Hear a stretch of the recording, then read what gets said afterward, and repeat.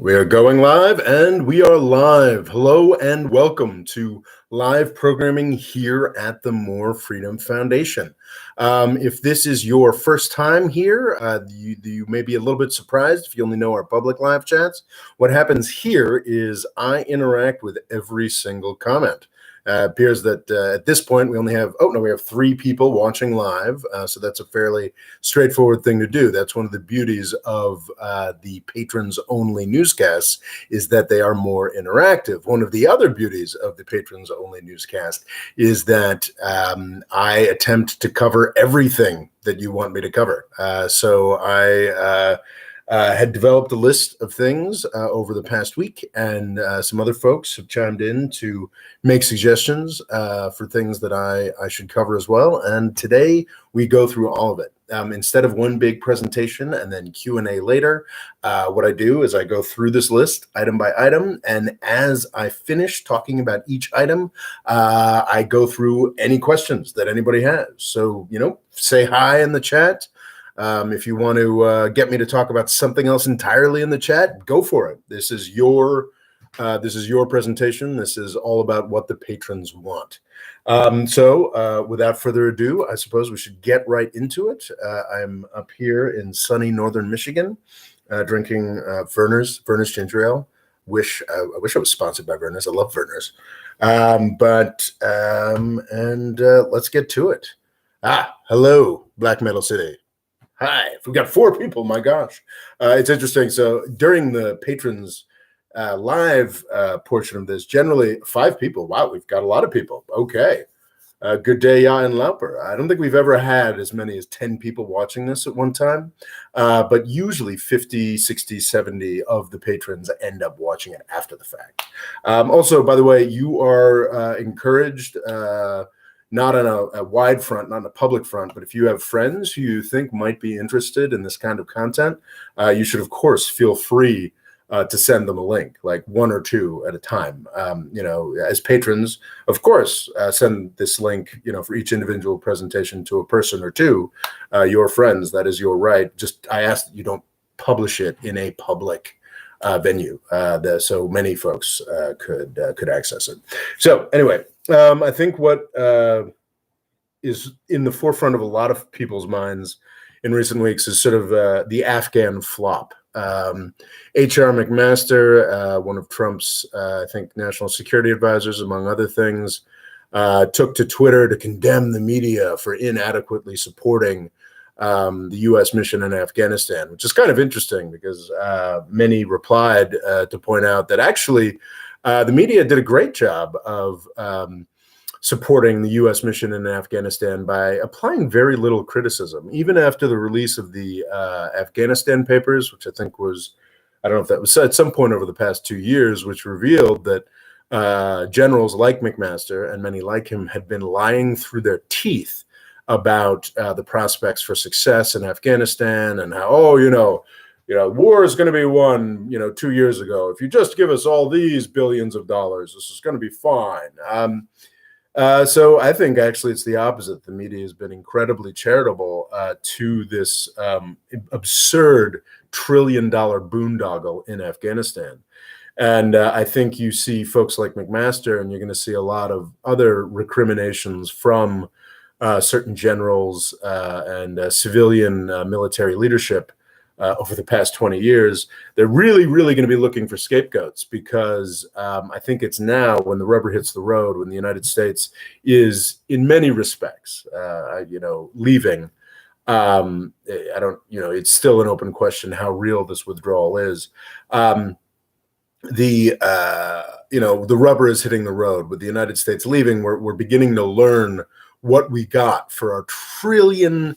I mean, the estimates vary. These numbers are so huge that it's almost hard to count the ways that this has cost our country. But respectable estimates that I've been reading this morning say that the U.S. war in Afghanistan cost us $2 trillion. So that's a solid. That's a solid tenth, or maybe a little under now after COVID, but around a tenth of U.S. national debt has been poured into Afghanistan to no purpose. So it makes sense that these generals are looking for scapegoats anywhere they can find them. I do want to, and I think the article I linked here does a pretty good job of.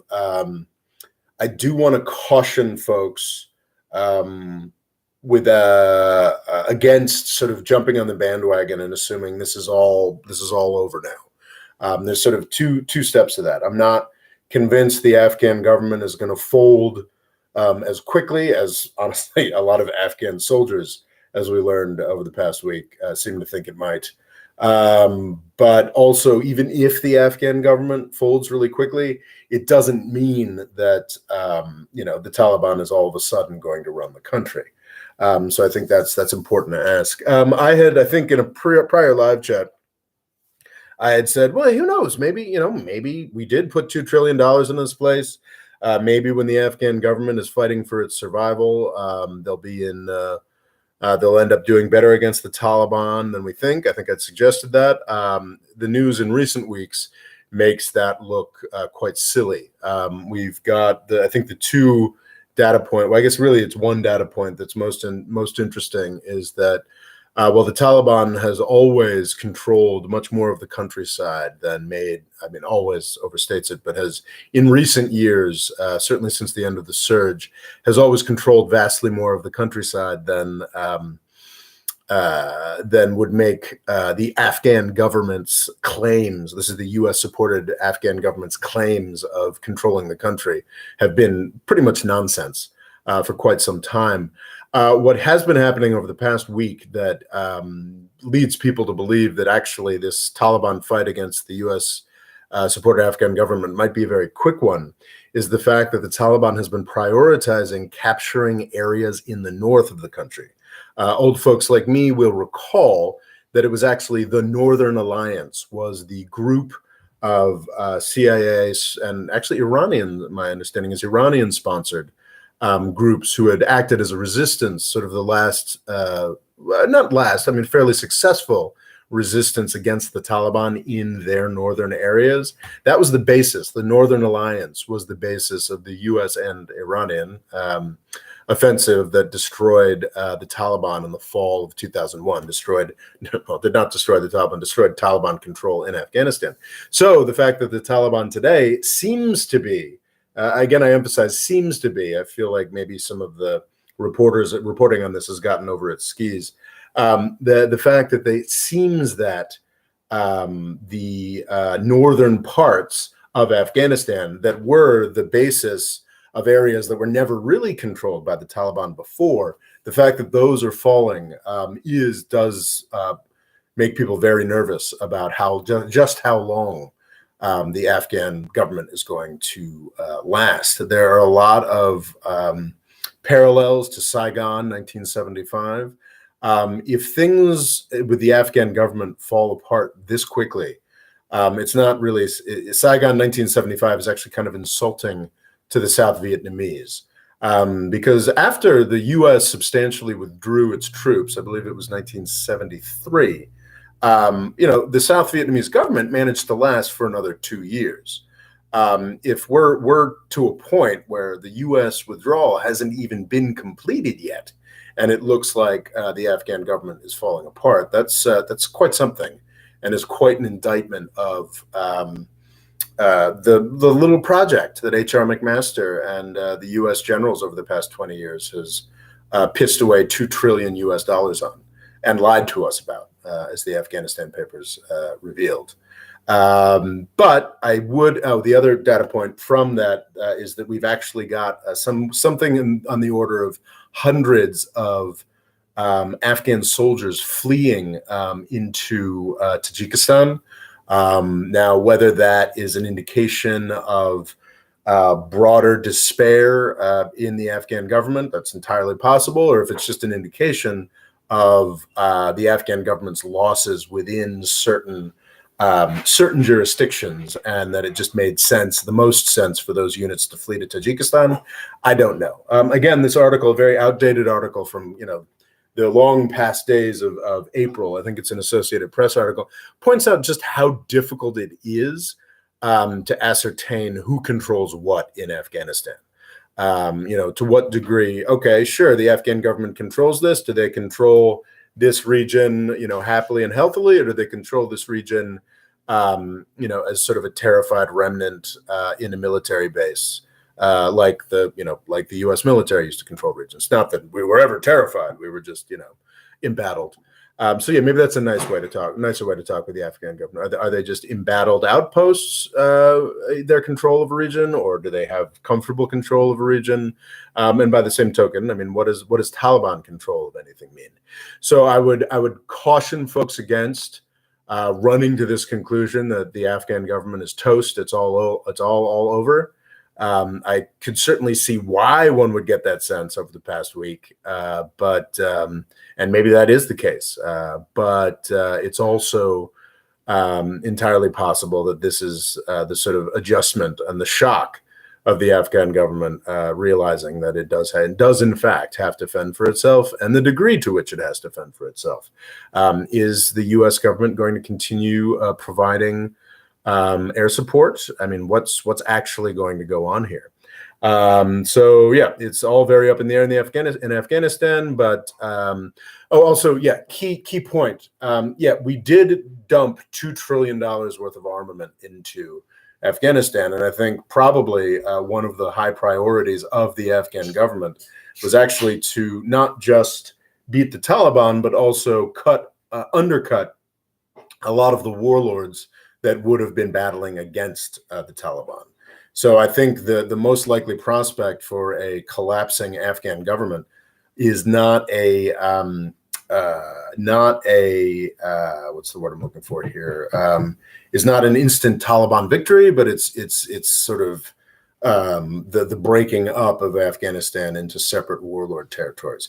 Again, though, the fact that the Taliban seems to be sweeping through some northern territories, could give the sense that perhaps the Taliban is aiming for an earlier complete sweep. So I don't know, but the chances are extraordinarily high that things are about to get very grim for the Afghan people. Not that they weren't already. And I think the most important thing, I'm obviously, if I haven't made it clear before, a huge supporter of getting the United States out of Afghanistan. But the longer the United States maintained this weird stasis in Afghanistan with a government that everybody loathes and has no legitimacy, and a Taliban that was sort of, waving, coming in and out like the tides, never completely losing control of the Afghan countryside, never quite taking the whole thing over, the very definition of a forever war. It's just not a context within which anything can get done. I think the likelihood is that in the next year or two, we'll see probably more Afghan death than we have seen in the 20 years prior. But then after that, there will be the potential for some kind of settlement, whether it's under the Taliban or under some group of warlords. It is better for the United States to be out of it, is my take.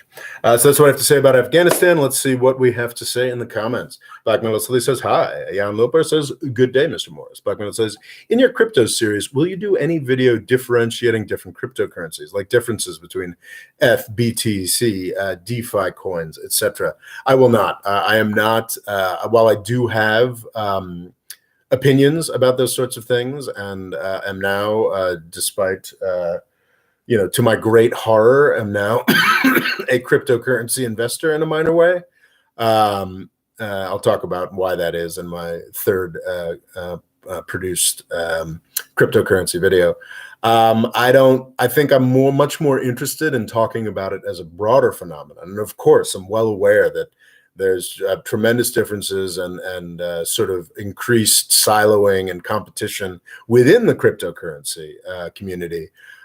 Between different kinds of currencies and what their tokens, I guess, different kinds of tokens, and what the use case is for those. Well aware of that, but I think for the bigger picture stuff that I'm talking about, I think I'm going to get into, like, what does it mean, what does cryptocurrency really mean for El Salvador, that sort of thing. I don't want to become another cryptocurrency channel, and there's little danger of that, judging by how poorly viewed my Bitcoin videos have been thus far. Sorry, my crypto videos have been viewed thus far. But just, briefly, it is really fascinating how Bitcoin is where people have made the most money. It is by far the place where the most people are invested. But I have come to the conclusion that there's a very, very, very credible case that it's not actually useful for any of the technological purposes that folks had suggested. Ethereum is a currency, is sort of the, I guess at this point, well, that's a provocative way to look at it. Ethereum is sort of, at least more marketed as sort of the Apple, the new sexy thing compared to the, Microsoft Bitcoin hegemon. I think that's, of course, not an accurate analogy. Apple and Microsoft PCs largely do the same things. Ethereum does have, my understanding is, does have capabilities that Bitcoin does not have sort of as itself. Now we're getting into technical things. Look, you can apparently build technology layers on top of Bitcoin that allow you to do everything that Ethereum does, but does it do it quickly enough? And these are extremely complex arguments that I do follow with some interest, but don't have the capacity to fully understand myself. So I think it would be irresponsible for me to start talking about that. But I am aware there are different cryptocurrencies. I actually think I start off what little I've written of my third cryptocurrency video is sort of starting off talking about, yes, I have a sense that there is, I know that there are different currencies. I know that they do different things. I have invested in different cryptocurrencies, but I'm not the guy to parse exactly what this means or doesn't mean or doesn't mean. It's just I can make judgments. There are certain things that seem to make sense to me, but it's nowhere near what I do. What I talk about is geopolitics, and I think it is fascinating talking about geopolitics and the implications of crypto stuff for geopolitics. And to do that, I don't need to dive into the nitty-gritty of what each individual currency is. I will say that I just think DeFi just seems so freaking illegal to me at this point. It just seems like such a regulatory nightmare. But I think probably, as I'll talk about in the next video, I think it's most likely that there will be certain players, certainly Bitcoin as an entirety, but there will be DeFi players and DeFi tokens that make their peace with the U.S. government to the detriment of every other government in the world. So that's the third crypto video, is why Bitcoin is U.S. empire. Again, it's just saying Bitcoin because it's better for SEO. It's cryptocurrency is going to be great for U.S. empire. Anyway. Black Metal Silly says, or will you deal with the topic preferably on a more general level? Yes, that is exactly what I'll be doing. Devil's advocate, was there any hope that the U.S. would win in Afghanistan? Well, I'm talking about we won in the fall of 2001 by working with Iran, by working with a country neighboring Afghanistan that had its own partners and its own influences. And I think it made a lot of sense to take an Iranian, approach in Afghanistan, as is in opposition to the Saudi and Pakistani elements in Afghanistan that had, done 9/11. That's not even controversial to say that it was absolutely Pakistani and Saudi supported elements, Al-Qaeda and Taliban, that did 9/11. It's more controversial if you get into, were elements of the Saudi government and Saudi royal family actually in on 9/11? That's more controversial and more debatable. But there's no question that it was the Taliban and Al-Qaeda. Well, there's no, outside of the realms of conspiracy theory, that it was Taliban and Al-Qaeda that did 9/11. And those were Pakistani and Saudi supported elements. It made a lot of sense to do, as we did in the fall of 2001, to team up with Iranian-backed elements. And it was, in fact, I think, folks like Trita Parsi and other commentators have made a pretty strong argument that the reason we took over Afghanistan so very easily in just a few months at the end of 2001, it's because we were working closely with Iran. So had we continued to work closely with Iran and used that as the basis for a sort of new openness, and the sensible thing to do in response to 9/11 was to switch horses and jump from the Saudis to the Iranians, a much stronger pillar for sort of U.S. actions in the Middle East, but we fucking didn't. Instead, we rewarded Iran's incredible gift of Afghanistan to us by having Bush do a big axis of evil speech, implying that essentially we were going to war against Iran. So yeah, I think if the United States had basically gone in, done our punitive stuff, worked with Iran to set up a more permanent government in Afghanistan, I think that might have worked, though of course the interests of Pakistan and Saudi Arabia would have been to sabotage that in every way possible. So, I mean, it's hard to say. I think generally speaking, we've got a couple hundred years and multiple technological shifts and whatnot to say it's just really dumb for a powerful country to try to control Afghanistan. I think it's best to stay the F out of there. It's a hinterland. It's a sort of march area in between a number of competing countries that consider themselves powerful. So being there, being the actual dumbass country that has your ass hanging out in Afghanistan, as Russia did in the 80s, and the United States has been doing across the aughts and the teens, is just dumb. It's a waste. It's an extraordinary waste of resources. Is there, if the United States had been more brutal, if the United States, honestly, if the United States had used that $2 trillion in a more sensible way, if the United States probably with a little more brutality and a little more manpower could have controlled that whole place and done whatever we wanted with it. But why would we want to be the Mongols? Why would we want to be the Nazis? How does it profit us to control this sort of forsaken landmass in the middle of nowhere? Sure, it's a strategic crossroads between a bunch of people that do not threaten the United States at all. It's $2 trillion wasted dollars. I'm actually, honestly, what I am surprised and pleased by is the fact that the Biden administration actually is getting us out. After Trump tried and failed, I was like, well, that was it. We're going to be in Afghanistan for the rest of my life. And I'm really pleased to see that that's not the case. I think it might have to do, as a lot of things with Biden, it's actually the last gasp of somebody who was more or less, Biden was a highly placed Democratic Senate figure in the run-up to the wars in Afghanistan and Iraq, so he had to be kept in the loop. He had the classified clearances. And I think it is actually very helpful to have somebody who was in the room at the outset, and if you believe the reporting, which I do to a degree, was a pretty strong skeptic of what we were doing in Afghanistan beyond the first punitive invasion. I think it's tremendously helpful to have a guy who knows where the bodies are buried and has a pretty good sense that the generals have been full of shit the entire time through. I think that's a very helpful aspect of having Biden in there, and that is a pleasant surprise.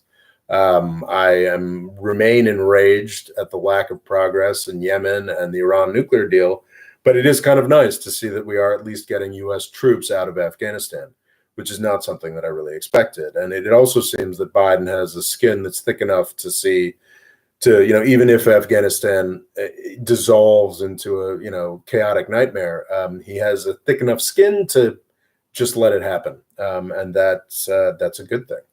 There's no reason for us to be there. And I think hopefully, Biden has as Trump very manifestly did not, has the institutional knowledge, or at least people on Biden's team who don't have dementia have the institutional knowledge and the gumption to stand up against a few nasty news cycles and just get us the F out of there. So yeah, I think of course, if the United States dedicated resources and thought and time and common sense to an Afghanistan, I suppose there's a world where we could have won, but why would we want to? And what would it cost not just in money, but to our souls and to the very idea that the United States has anything to do with liberty or freedom. Scott Locke says they replaced Soviet helicopters that worked at high altitude and were easy to repair with 56 expensive U.S. helicopters that don't work at high altitude and the Afghanis can't repair. That's very grim. I hadn't seen that particular story, but I'm assuming we're talking about the U.S. Replacing Afghan military equipment, supplying Afghan military equipment that's essentially useless because of its complexity. And I think there's a lot of that goes on with the U.S. military industrial complex. I can't speak to the veracity of what Scott was saying exactly there, but it doesn't surprise me at all if that's what's actually happening. And yes, Scott Locke is 100% correct in pointing out that lots of people got rich off this war. There was a not particularly good, but I think very useful film a number of years back. It was like War Dogs or something like that at Jonah Hill, and can't remember the other guy's name, but it was basically just talking about it's an overused term, but just the grifters, the con men that figured out how to make money off the wars in Afghanistan and Iraq. Like that $2 trillion was resolutely not poured into building Afghan schools and infrastructure. It was poured largely into mansions in suburban Virginia and suburban Maryland and the Washington, D.C. area. It just the extraordinary corruption and waste of the U.S. procurement system is horrifying when we're talking about, basic peacetime stuff with some controls on it, like the F-35 program, like nuclear modernization. That's always nightmarish. But in the Afghan and Iraqi context, it was just a happy hunting ground of graft and horror under every administration. Just absolute clowns getting filthy rich, doing not much of use. That's where the $2 trillion went. The sort of private sectorization of the U.S. government was always a really bad idea, and really was made manifest in its full horror throughout the war on terror, and I don't see anybody doing anything to improve it. But yeah, exactly. Which is a long way to say exactly, Scott. Lots of people got rich off this war. Fadil says, devil's advocate, the U.S. could have won if it hadn't pissed off every regional power. Exactly.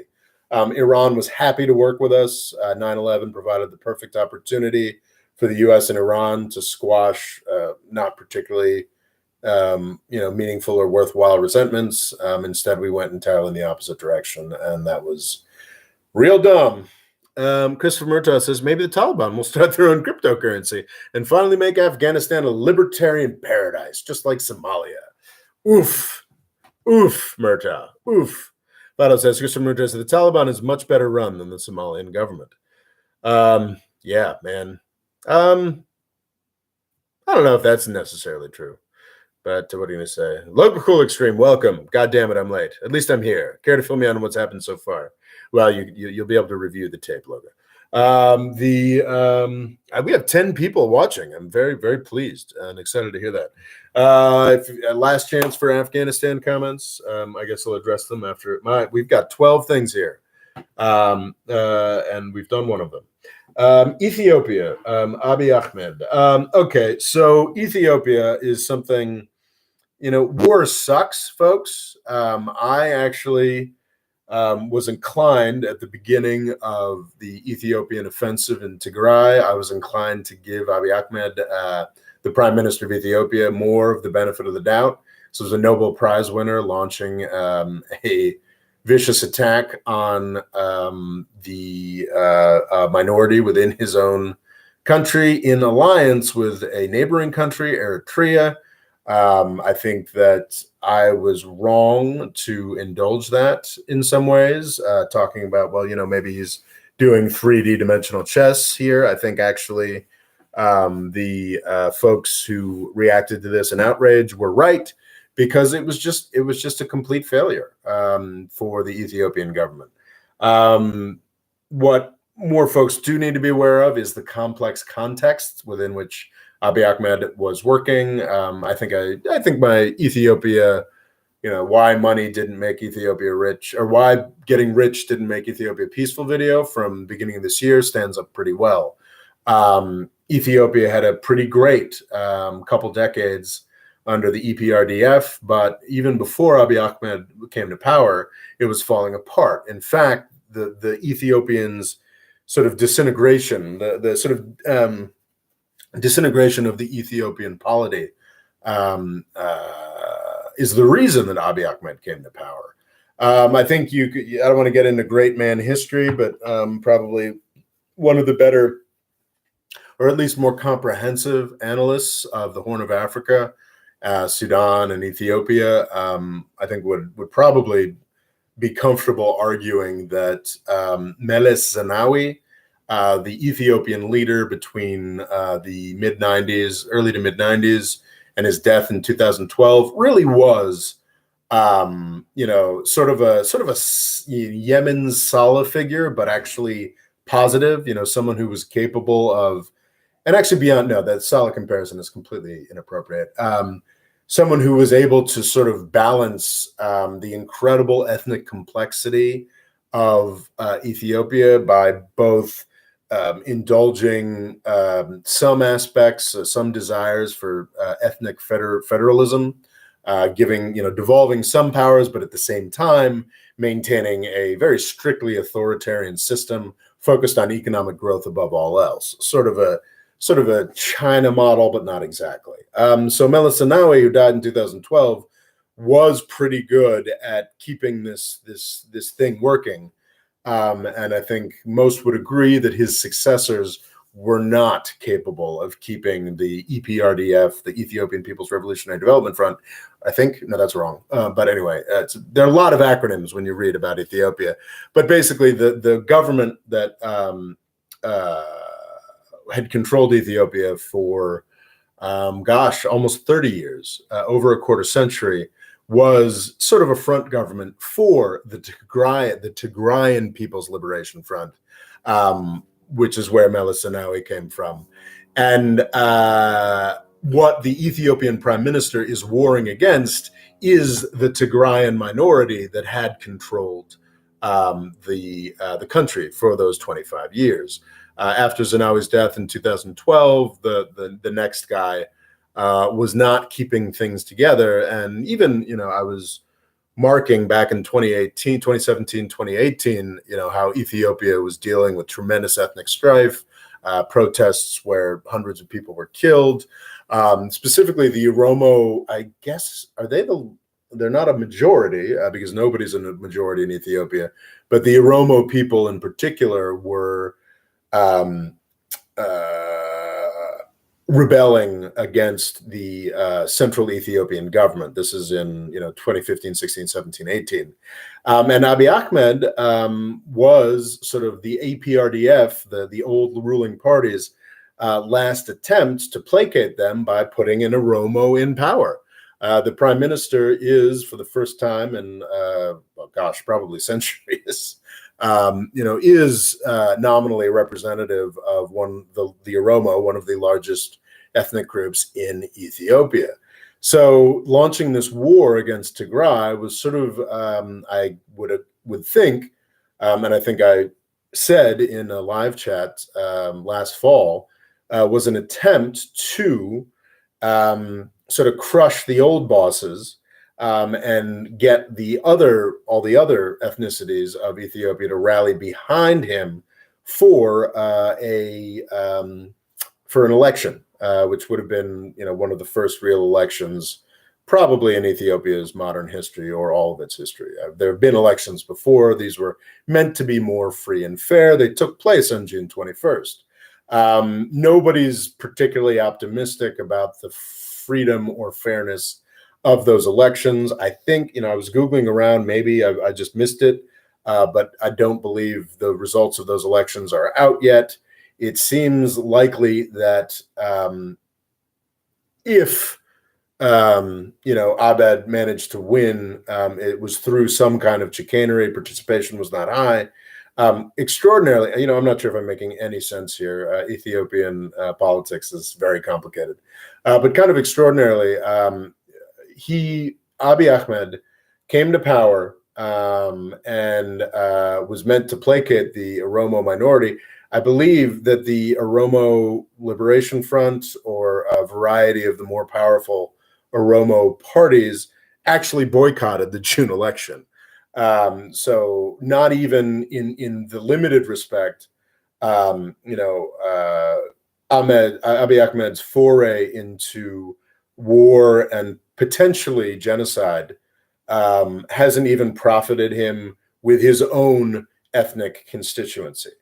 So while it is, I'm sorry, I probably should have mentioned the news hook here. So what happened on June 28th was after that's a 6 or 7 month, the Ethiopian government's 6 or 7 month offensive in the Tigray province, that the world's humanitarian industrial complex was gearing up to talk about, oh, this is the new horror, this is the new greatest humanitarian catastrophe.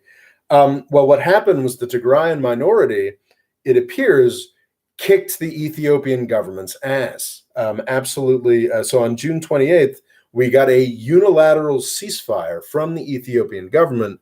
It seems most likely because the Tigrayan, I guess they're now the Tigrayan Defense Forces rather than the TPLF, but the TDF basically routed a number of Ethiopian divisions to the point where it's a lot of the military readiness of a country of 100 million people was wiped out by the defense forces of a province of 5 or 6 million people, to the point where we've got prisoners of wars parading through Mekelle, being paraded through the capital of the Tigrayan province that the Ethiopian government had so proudly captured back in November of 2020. So basically, Abiy Ahmed gambled big and he lost. The election that was supposed to be a coronation for him and his new party after he dissolved the EPRDF, the Prosperity Party, seems likely to have been an embarrassment, and we still don't have the results 20 days later. And his big attempt to dethrone the arrogant Tigrayans who had run the country for the past 30 years seems to have failed pretty miserably. That is something to celebrate. It's nice to see something that was described as a burgeoning genocide end up with the potential genocidaires getting their asses kicked. But Ethiopia remains in a very, very, very grim position. And I think the failure of Abiy Ahmed is a tragedy because, as you may remember, Prime Minister Abiy Ahmed was celebrated. He got the Nobel Peace Prize for making peace with Eritrea.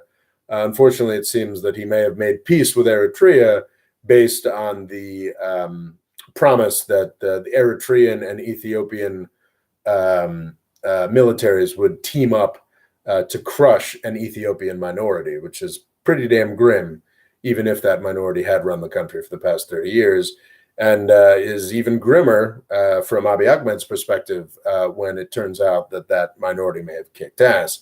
To be clear, the Tigrayans do not, as of yet, control all of the territory of Tigray, and it seems likely that we're going to see a higher pitch of horror as the Tigrayans turn towards by all understandings, quite vicious Amhara. This is another ethnic group in Ethiopia. I think the four biggest ethnic groups in Ethiopia are the Amhara, the Oromo, the Somalis, and then probably the Tigrayans. And then there's dozens of other ones, and it's an extraordinarily complex country. But Amhara militias, and the Amhara are the traditional ruling ethnicity of Ethiopia. I think they were the folks who put together the Ethiopian Empire under kings like Menelik, and I think Haile Selassie, the famous 60-year emperor of Ethiopia, was an Amhara, I believe. But yeah, Amhara militias have used the Ethiopian military's invasion of Tigray to occupy a lot of territory, and presumably they were carrying out the majority of the atrocities. Now the largely victorious Tigray defense forces are probably going to pile back into those areas of Tigray and I would expect, wipe the floor with these nasty militias at the cost of tens or hundreds of thousands more lives. It is a very grim picture. Who knows what this means? Eritrea and Ethiopia are technically at peace, but if Ahmed falls, what happens then? There's some indication that the now newly reinvigorated and victorious TDF forces, these were the folks who ruled the country for about 30 years, so they have resources in terms of personnel who have been now booted, high quality personnel who have now been booted out of positions of power in the rest of the country and are angry. It was, they had resources that other parts of the country did not. What if they just decide to go haul off and invade Eritrea? I think that's something that the Eritreans are worried about at this point. So good show on the Tigrayans for defeating genocide. Let's hope they don't commit too much of their own. Maybe that's a little flip. It is a good thing that the Tigrayan offensive of the Ethiopian government failed, but it is sort of sad that this whole promised Abiy Ahmed era seems to be. Who knows? Maybe he'll be there. Maybe he'll be there for another 40 years. But the idea that he's going to be some kind of savior of Europe seems pretty unlikely. And in truth, we were over. Ethiopia wasn't rich enough to go democratic, I think, is probably my main takeaway, which is, of course, not something that is perhaps the most popular way of looking at it. And it's not democratic. It's a place where we've got ethnic-based genocide and dissolution, which is grim. Yes, of course. Somebody asked to talk about the Ethiopia Dam. I think that I've been very snotty about the idea of conflict over the Grand Ethiopian Renaissance Dam in the past. I didn't think it was very likely, but my estimation of the Ethiopian government is shifting quite dramatically. And I'm wondering, Abiy Ahmed seemed to have tried victimizing a disfavored minority group, to using war to do that, to unite the country behind him. That sure failed. Is he now going to risk a war with Egypt to make that happen? There's a good article, I think, talks about this, how Ethiopia used to have the world largely on its side when talking about the Grand Ethiopian Renaissance Dam and its rights to fill that dam, as long as they did it slowly because if the dam is filled immediately, then yes, Egypt could literally dry up and blow away. But if it is done over a course of years, in coordination with the Sudanese and with some deference to Egyptian feelings, the Egyptians might not like it, but they can't do much about it. Ethiopia has apparently alienated the Sudanese, who used to be on their side with the Grand Ethiopian Renaissance Dam. And rather than deal with some of the many multilateral negotiation forums, some of which Ethiopia sort of invited to discuss this, if they're just sort of unilaterally filling up the dam, I don't know the extent to which this second dam filling is directly dangerous to Egypt and Sudan. But I've mocked in the past, and I think the idea that Egypt could sort of unilaterally go bombing that dam or going to war against Ethiopia through another country, it all seemed very complex. One of the interesting downfalls of Ethiopia is that its entire coastline to the Red Sea is controlled by other countries. That's terrible for Ethiopia in a lot of respects, but also makes it real hard for Egypt to get at Ethiopia from the Red Sea. Sure, Ethiopia can do some bombing, but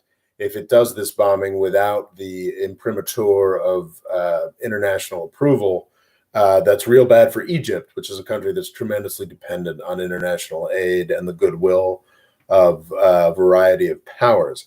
But if Abiy Ahmed decides, screw it, we're going to fill up all this whole dam right now instead of over 16 years. And I bet if Ethiopia starts bombing us, that's going to be good for me. I think he's going to be as wrong as he was about this Tigrayan adventure and cause extraordinary damage to the entire region. I think looking at this more recently, I still don't think Egypt's going to start a war with Ethiopia over this. I still don't think Ethiopia is going to go crazy and just try to fill the whole dam. But just looking at how poorly Abiy Ahmed has managed this, and the fact that very clearly this sort of, I understand it's a mostly unilateral announcement that they're filling the dam. This is obviously an attempt to drum up nationalist fervor in Ethiopia after this dramatic loss in Tigray. So I think that's pretty dumb. And I think I now am beginning to suspect more than I had in the past that this could blow up in Ethiopia's face and in Prime Minister Abiy Ahmed's face. So, yeah, a lot of grim news out of Ethiopia, which is quite sad because it did look like quite a bright spot in 2018, 2019, and the first half of 2020. But hey, this is how progress happens. Ethiopia is still getting richer. And it looked like, so one of the things that Abiy Ahmed wanted to do was sort of ditch the more federal, ethnic federal aspects of Ethiopia's constitution. The Tigrayans have stopped that. And it's clear now that if Ethiopia is to continue to develop as a united country, it's going to need to do so within a sort of ethnic federal context. I guess there's a value in establishing that to the extent that it has just been established. But yeah, it's grim. Anyway, inflation evaporation. So yeah, I want to talk about inflation, even though I don't really understand economics. But as I keep saying, whenever these topics come up, is like, I don't really understand economics, and I don't think anybody else does either. The analogy I've used for years is where we're at with economics right now is something much akin to sort of 16th century medicine, where we knew how to set a broken arm, and we had some herbs and herbs that worked for certain things and didn't work for other things, or maybe the midwife in the town had a better sense of what was better for this, that, or the other thing than most of the real doctors did. But in general, our grand unified theories about what was happening with medicine we now recognize were all complete nonsense. This idea of the four humors, and if someone has a fever, you need to draw some blood, and like that was all complete nonsense. And I think that's sort of where we're at with economics in this sort of realm that's half superstition and half, mechanics. There's some really basic engineering stuff that seems to work. Like stimulus seems to have worked really well over the past year in terms of preserving wealth. But of course, it had other effects. And one of the effects that people argue it has had is sort of hyperinflation. We're going to start dealing with inflation. And it's really fascinating because I feel like on TikTok, where I've been spending a disturbing amount of time recently, you have, not just on TikTok, but among a surprisingly large and growing group of sort of meme stock investors or cryptocurrency advocates for sure, you have this idea that inflation is going to happen. It's just for sure because the U.S. has spent all this money. Hyperinflation is guaranteed to happen. And I think a lot of people find these arguments very persuasive because you can have extremely distinguished folks like Ray Dalio, I think the hedge funder that Billions is based on, or Larry Summers, a sort of bipartisan, economic figure of decades of renown. All manner of folks say, this is what's going to happen, or Warren Buffett, or that sort of thing. But what I think, like newer investors in newer, younger investors or folks who are recently coming to this topic and getting interested might not be aware of is that like these people have been saying these same things for 13 for 13 years now, ever since 2008. Supposedly, we were going to go cruising towards high, and I basically covered all this in my first crypto video. We've been supposed to be cruising towards hyperinflation since Bush's initial bailouts and stimulus packages in 2008. 13 years later, a lot of the same people are saying the same stuff. And so actually I was thinking there's another 16th century European reference I want to make here. So it's not, when it comes to inflation, it's not 16th century medicine. It's sort of 16th century religion is what it is. You've got I don't think either side is right. Say you've got the Catholics, you've got the Orthodox Catholic types, to use the sort of 16th century Europe analogy, who yes, of course, everything says in neoclassical economics that hyperinflation is sure to come. It's definitely happening. It's going to happen. And then you've got the Protestant rebels saying, oh no, it's modern monetary theory. Nothing matters. The U.S. government can print money infinitely forever, and much as with and they're fanatics about it and think that it's a crime that we're not just printing money to give everybody, every American a basic income and rebuild everything and do a super communist Green New Deal. It's just a crime. We have the opposing forces, and I think they're both kind of nuts. They both probably have decent arguments, but I think nobody really has any idea what's going on here. And what's interesting is that, as predicted by a lot of more level heads, as was predicted by a lot more level-headed people, we are very, as the economy reopens, there's all kinds of shortages and mishaps and supply chain messes, because for a lot of last year, we shut down a lot of supply chain stuff, and a lot of the ways that people got the things they wanted and needed were shut down. And in recent months, we have seen tremendous chaos in supply chains, tremendous chaos in, lumber became more expensive than it had ever been before, not because we ran out of trees, but because a lot of the sawmills were shuttered in the years leading, not even just during COVID, but leading up to that. So it took a little time to get the sawmills back online. And now lumber prices have done this incredible spike up and this incredible spike down. Used cars are tremendously expensive right now because there was a period of time last year where people just sort of weren't making cars. And if you take a quarter off of making cars, or even a month off, you're going to screw up the markets. So I think people were, and this has, no doubt, all this money being spent and all these disruption has led to some broad-based inflation, for sure. But I think these temporary spikes, it's completely up in the air whether this is something that's going to last. And I think especially anybody who's really looked at the markets over the past 14 years suspects that we're likely to see a normalization and going back to a point where we're more worried about deflation than we are worried about inflation. That has been one of the stories of the past 13 years since the financial crisis is, where's the inflation? There's supposed to be inflation. And instead of interest rates rising, we've actually got deflation. We're in this insane situation in Europe where a lot of folks have negative interest rates. A lot of government debt has negative interest rates. It's, we're having the opposite of inflation. So I think these months of hyperinflation have allowed a lot of bad actors, or not even necessarily, just people who believe things that are nonsense, or people who are profiting from selling nonsense.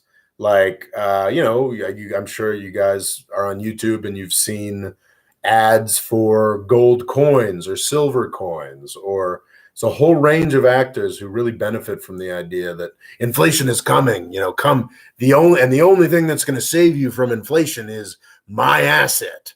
And it's really interesting seeing a whole bunch of people, I think more honestly in cryptocurrency, endorsing these kinds of arguments because they are, in fact, arguments for alternative assets like cryptocurrency wants to be. Everyone's describing Bitcoin as digital gold now.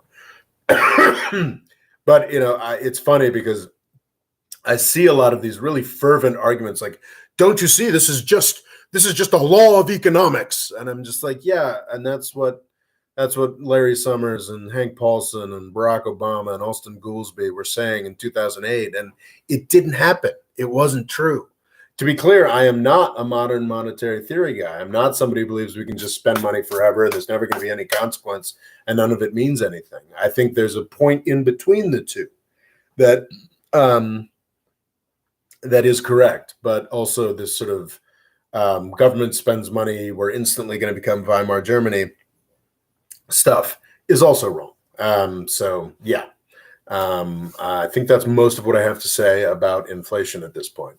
And also just the broader sense of skepticism about these things. We really don't know what's going on. And people who tell you they know exactly what's going on are people to be very leery of because they're probably trying to sell you something. We talk about African failure.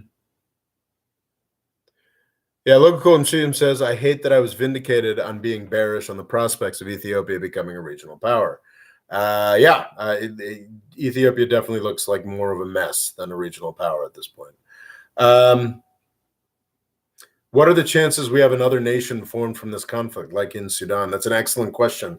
Eritrea, I think was a separate. Eritrea was colonized, was a part of Ethiopia. Well, getting very down in the weeds. But Eritrea, which is a currently independent country, has been independent, I believe, since the beginning of the 90s, was a section of African coastline on the Horn of Africa that was controlled by the Italians as an imperial possession. In the aftermath of decolonization after World War II, the UN essentially gave Eritrea to Ethiopia, is my understanding, and that did not work very well. Eritrea was more developed in some ways, had greater physical capacity, and the Ethiopians spent a couple decades abusing them for it, and there were nasty wars. And the Eritreans eventually won their independence from Ethiopia. What is really troubling is that this Tigrayan victory makes it seem likely or possible that I won't say likely yet, but makes it seem very possible that Tigray will do the same thing and carve itself out of Ethiopia. So we've got this sort of, it's actually somewhat akin, though obviously the Tigrayans and the Eritreans have much more real resentments, but in terms of like its economic effects, it's somewhat akin to rich, developed cities in the United States, rich, developed neighborhoods sort of carving themselves off from the poorer neighborhoods. And I think we might see that happen with Tigray. As we see over and over again, I remember in the in the 90s, there was tremendous optimism about Eritrea because, this was this more developed region that had just won this incredible victory against a massively bigger force. And maybe this is going to be our home for development. Instead, what it ended up being is, Eritrea is often described, despite having a much richer, more educated, maybe much overstates it, but I think significantly more richer and educated population than many other countries in Africa, at least in the 90s. It's now described as sort of the African North Korea, and it became, because of, to some extent, justified, but certainly not to the extent that it was used as a justification. It's a very small country that has a country of 100 million that has fought against it. And became sort of a garrison state that's really one of the grimmest places on the planet. And sure, Tigray is richer, more educated, what have you. But it also really hates Eritrea, despite the fact that Eritrea and Tigray were key in overthrowing the Derg and Mengistu throughout the 80s and 80s, and eventually victorious in the early 90s. They ended up fighting against each other almost immediately. So we're going to have this slow Balkanization of Ethiopia. It's quite sad, I think, but also might be what's necessary. I just don't know. Christopher Murdoch says, anyone who says they understand economics doesn't understand economics. Ask 3 economists anything and you'll get 4 opinions. I think that's largely true. So yeah, it's people who are sort of telling you with great fervor that either guaranteed superinflation is guaranteed to be right around the corner, or inflation is something we never have to worry about ever again. Anybody telling you either of those things with great confidence is almost certainly incorrect and almost certainly trying to sell you something. But sorry, and I didn't even mention the context. This past week, the 10-year, I believe it was the 10-year federal debt. The yields went down, which means the price went up. So basically, after a couple months of people's inflation expectations being much higher, over the past week, we sort of switched over to certain aspects of the bond market, expecting actually that inflation is going to go down. So yeah, I should have mentioned that. Anyway, Scott Locks, the world is hugely more global than the 1970s. Competition is fierce. Prices are set by competition. Resources are drawn from regions denominated in weak currencies. New rules. Very true. Very true. Another aspect that's different from the 1970s is apparently capital scarcity was something we had to worry about. There just wasn't enough money available to be invested in productive things. Now we're in this sort of opposite position where there's too much capital. There's too many, rich people are desperate to find something to invest in that has a decent return. It's hard to do nowadays because there's so much wealth sort of sloshing around, which, yes, does lead me to believe that it does make sense for more to be taxed. Of course, I like income taxes rather than wealth taxes because I don't have much income, but I do have less and less wealth that I sort of am chipping down to continue doing this. But that's entirely another question. Farzam says, more freedom foundation. The prices for raw material and components, plastic, boxes, etc., are progressively getting more expensive, as much as 30% so far. This will show soon in the market, I think.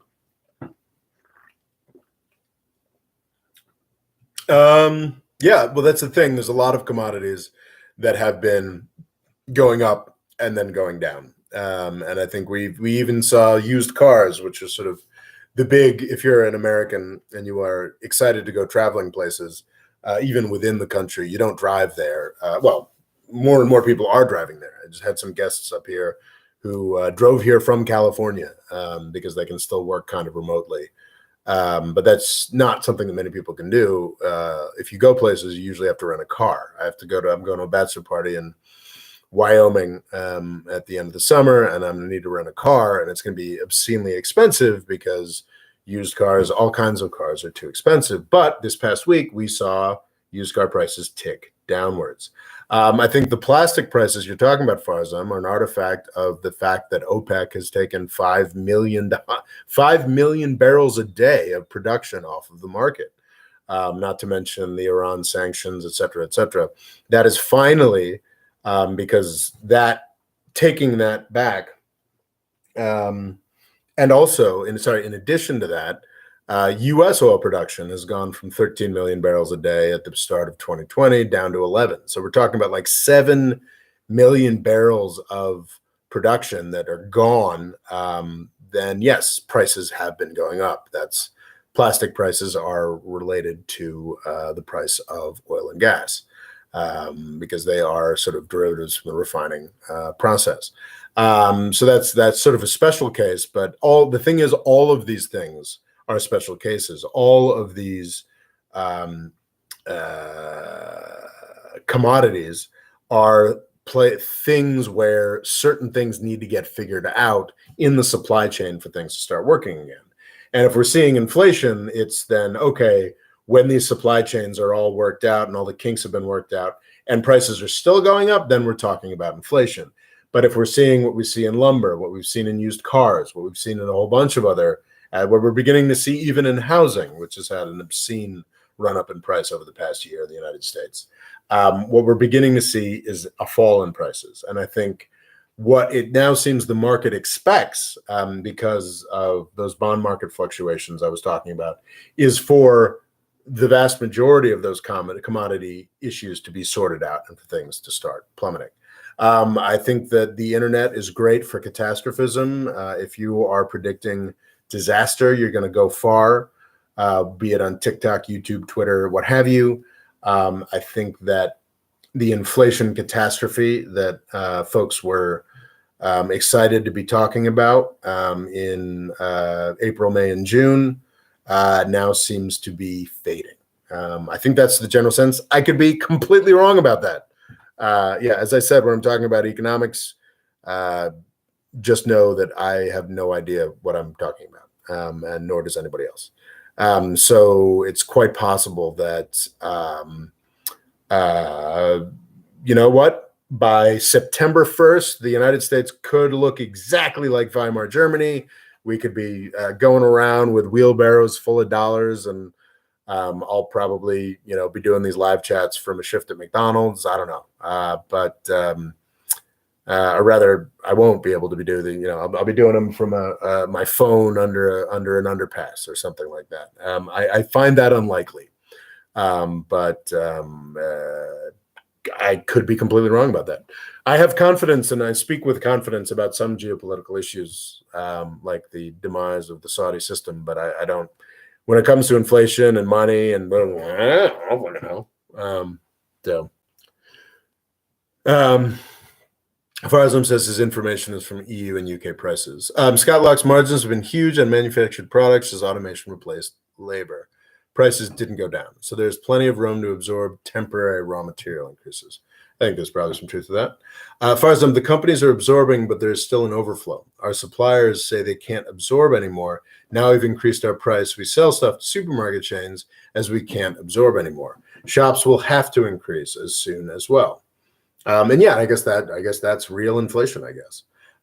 Re plastic makes sense. I didn't think of that. Also, the box price increased as known as the Amazon effect. Oh, that's interesting because Amazon just goes through such extraordinary cardboard.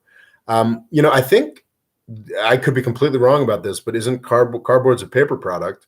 So its feedstock comes out of sawmills as well, right? So the extraordinary run up and fall down in lumber prices. I think lumber is something different, but I do believe it is also a product of forestry and sawmills. So yeah, certainly Amazon's incredible growth and use of cardboard packaging, but I think cardboard is largely paper, which is largely a product of trees. So yes. Amazon thing. I see some raw materials now coming down, lumber, paper, for example. For as whereabouts you work, EU, and I worked in the automobile, as Scott says, I worked in the automobile industry, then telecommunications mostly. I was a supply chain manager, bought parts globally to assemble in Mexico. It was a fascinating conversation. It's really great to get the sense of, Farzam seems to be seeing real problems with in his work with supply chains for a variety of commodities, and Scott Locks has also observed that in other ways. In the UK, Farzam says, we also have Brexit going on. Most wood-related products like cardboard come from the EU, so we have that as well. Fascinating. Supplier, and Scott Locke says, suppliers always scream, we can't do it, but they do.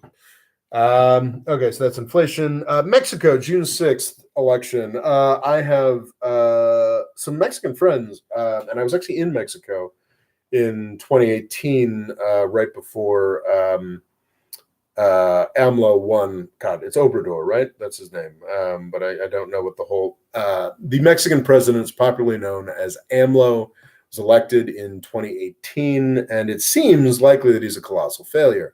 I have dear friends in Mexico who are certainly not working class in Mexico, and they were very worried about AMLO and what he is.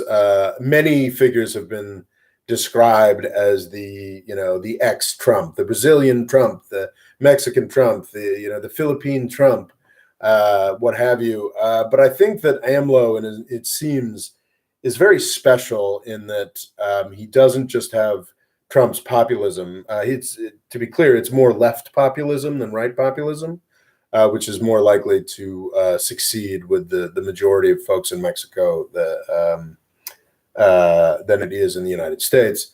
It's a poor country. But AMLO is, I think, the closest, in some ways, the closest analog to Trump.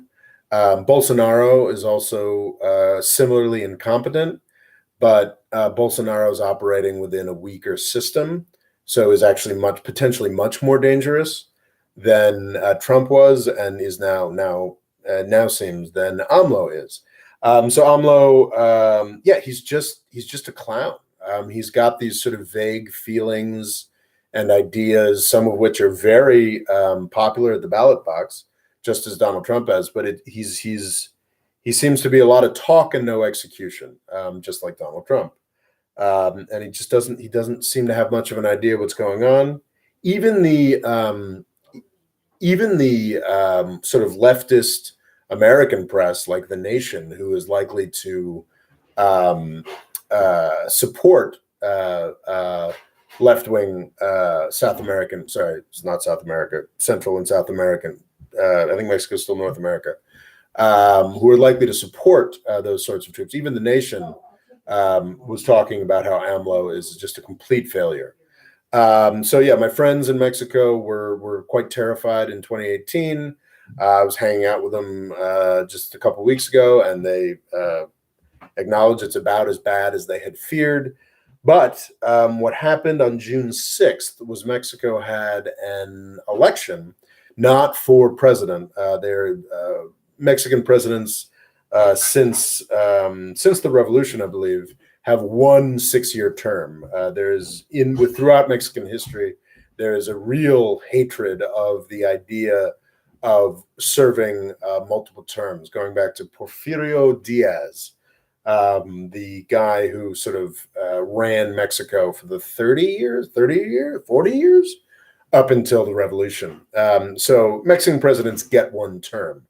However, AMLO and his supporters have been talking about, maybe that's not the way it should be. Maybe we should do another term because AMLO's so great, even though he's completely mismanaged everything.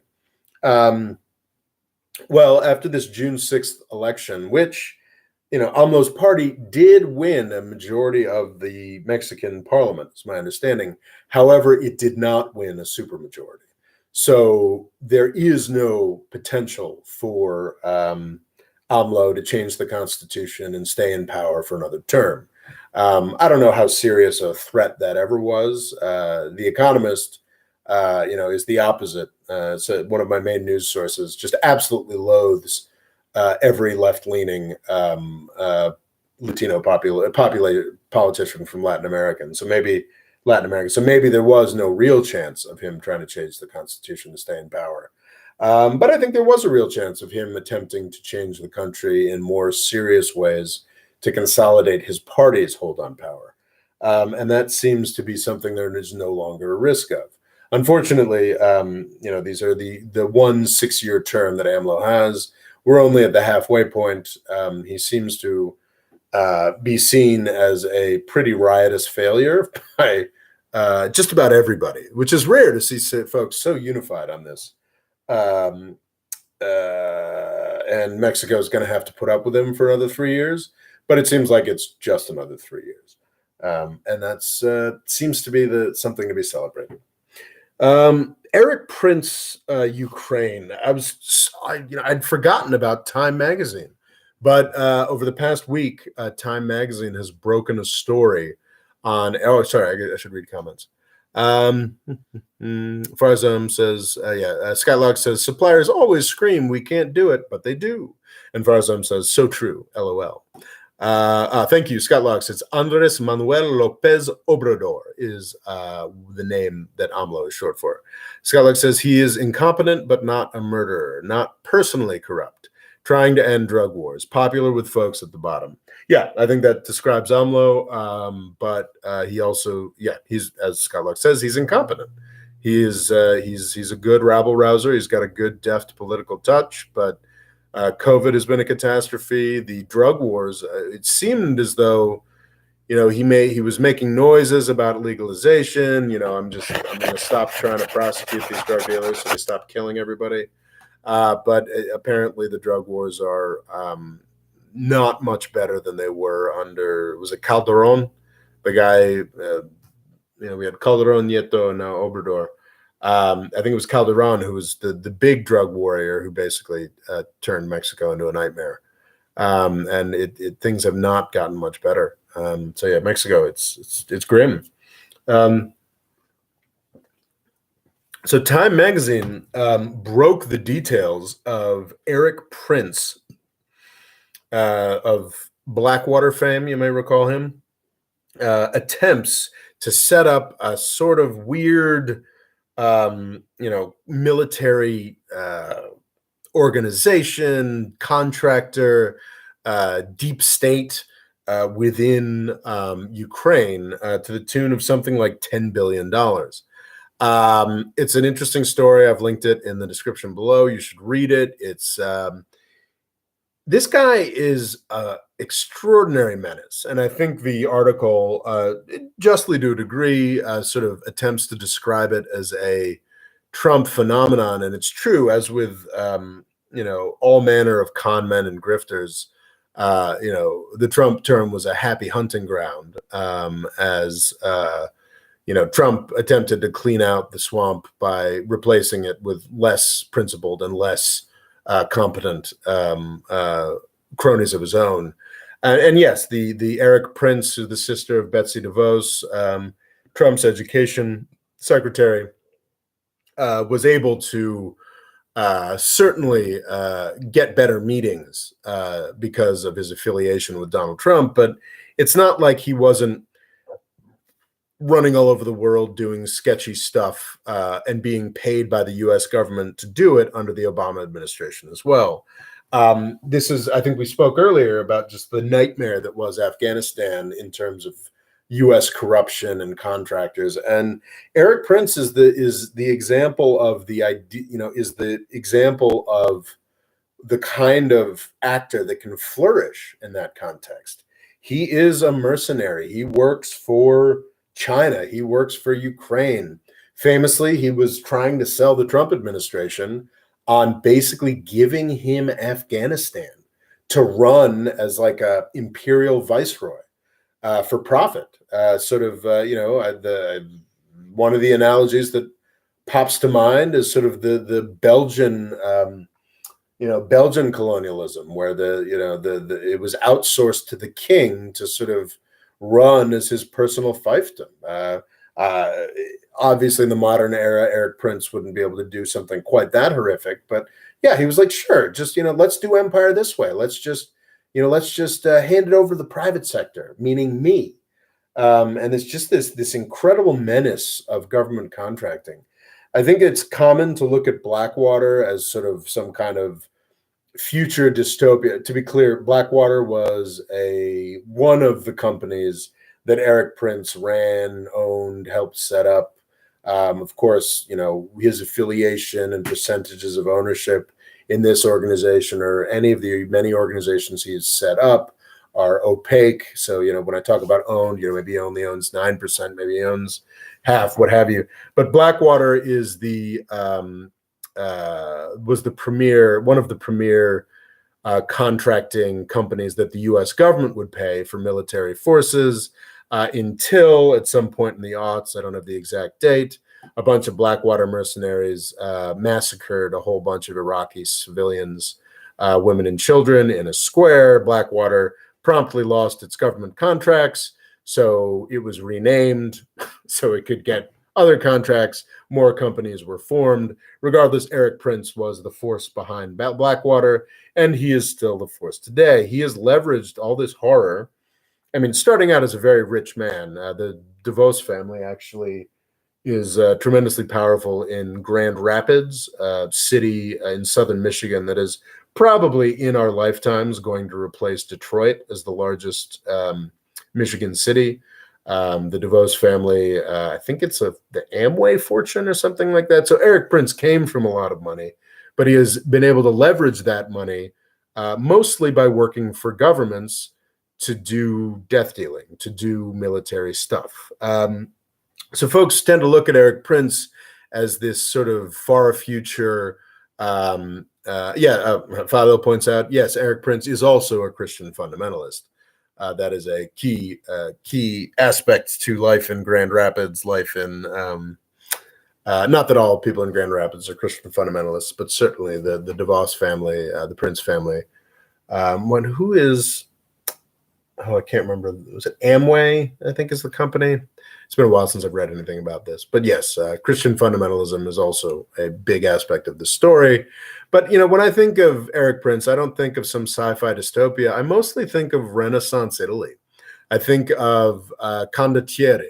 I think of these sort of soldier princes, sort of soldier princes who would sell themselves for their highest, to the highest bidder, and because it's very clear, and I think going to become more and more embarrassing to Prince that he's been doing a lot of work in China as well, but who really managed to use this to, I believe, the Dukes of Milan, one of the more powerful city-states in Renaissance Italy, were initially just mercenaries, just condottieri, just folks who went from city to city offering their services as soldiers.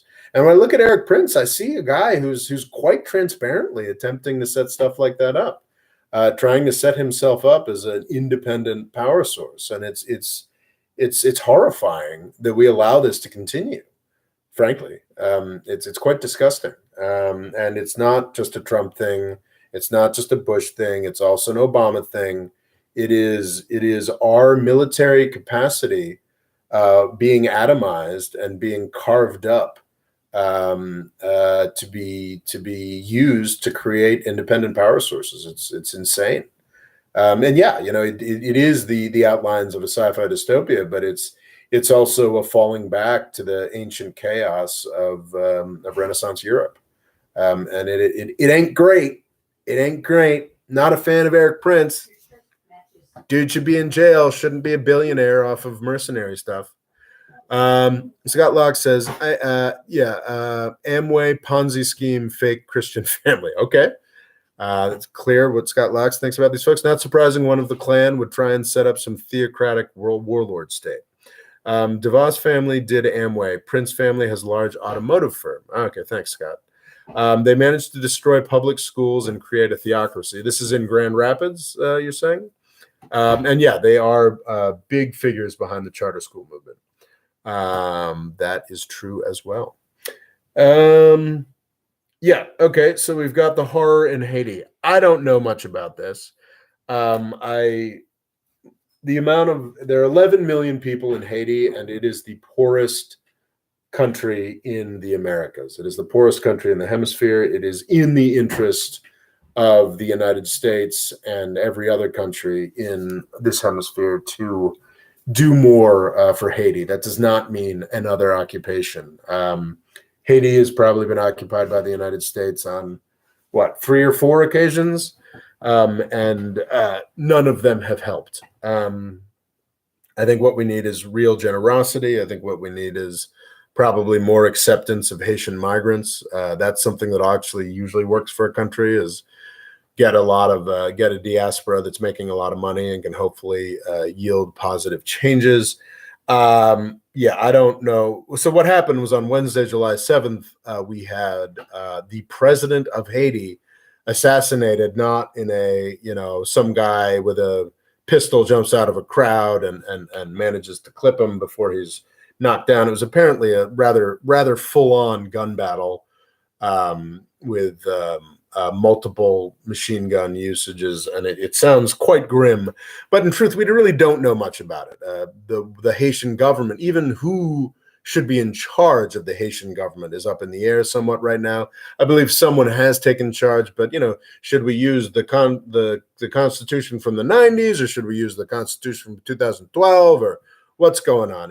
Haiti is a terrible mess, has been for quite some time, and it's horrifying. I mean, this is one of the most inspiring foundings of a country in human history. It was essentially a slave plantation that, under its own power, cast off its chains, basically drove the slave drivers into the sea, quite nastily in some cases. But hey, if you choose to profit from the driving of human flesh, maybe you and your family get hacked to death. That seems just to me. So they had this extraordinarily inspiring story of freeing themselves from bondage. And in return, were punished for it for a century.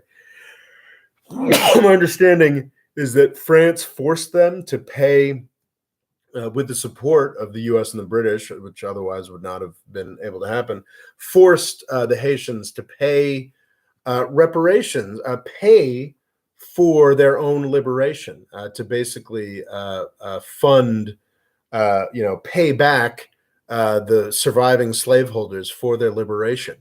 And I believe had to do that well into the 20th century. The sum was so large. The United States, obviously, as a slave state for the first 60 years after Haiti liberated itself, did everything it could to marginalize and crush Haiti. It was pretty effective. Haiti is not a happy place. So yeah, I don't really have much to say other than, hey, we should probably make a note of it and learn more about it when a president of an American country in the Americas is assassinated. But yeah, Haiti is just, it ain't great, folks. And I don't have a lot of easy answers. I should study the question a lot more and have some easier answers. I do not think, as some are suggesting, military intervention is a good answer. So anyway, this month, again, I was so frustrated by this, I didn't bother to write down the date. The Biden administration is bombing Iraqi militias in Syria or Iraq or both. I don't know. It's the same horse shit that almost brought us to the brink of war with Soleimani and Trump. It's basically Trump's policy. And as it was with Soleimani, it is so fucking stupid. It is just the dumbest thing imaginable. I think I need to do a video on this, but like basic math. Okay. I'm some kind of pinko who wants peace with Iran, whatever. Even from the perspective of wanting to defeat Iran and defeat Iranian influence, this U.S. policy under Trump and now Biden as well of bombing Iraqi militias, the Iraqi militias that did a hell of a lot more than we did to defeat the Islamic State, is freaking insane. What happened, the genesis of the Popular Mobilization Forces is quite reminiscent to what's happening in Afghanistan today, when the U.S. proxy, the Islamic State, got out of control in 2014, the Iraqi military evaporated. And what happened, where all these militias came from, is a last-ditch attempt to keep the Islamic State from conquering Baghdad, which they did very successfully. They did so not just with Iranian support, but also with a lot of U.S. support. You had the United States de facto acting as the Air Force for these militias. And they were successful through cooperation with Iran, with the United States. The Islamic State was completely defeated in Iraq, I believe in 2018. Was it 2018 when we took back Mosul finally and took back? Yeah, it was 28. I think it was in 2017. I've got videos on this. I haven't been researching it, which left the Iraqi state, such as it is, facing the problem of these motivated, victorious paramilitary organizations, the Popular Mobilization Forces.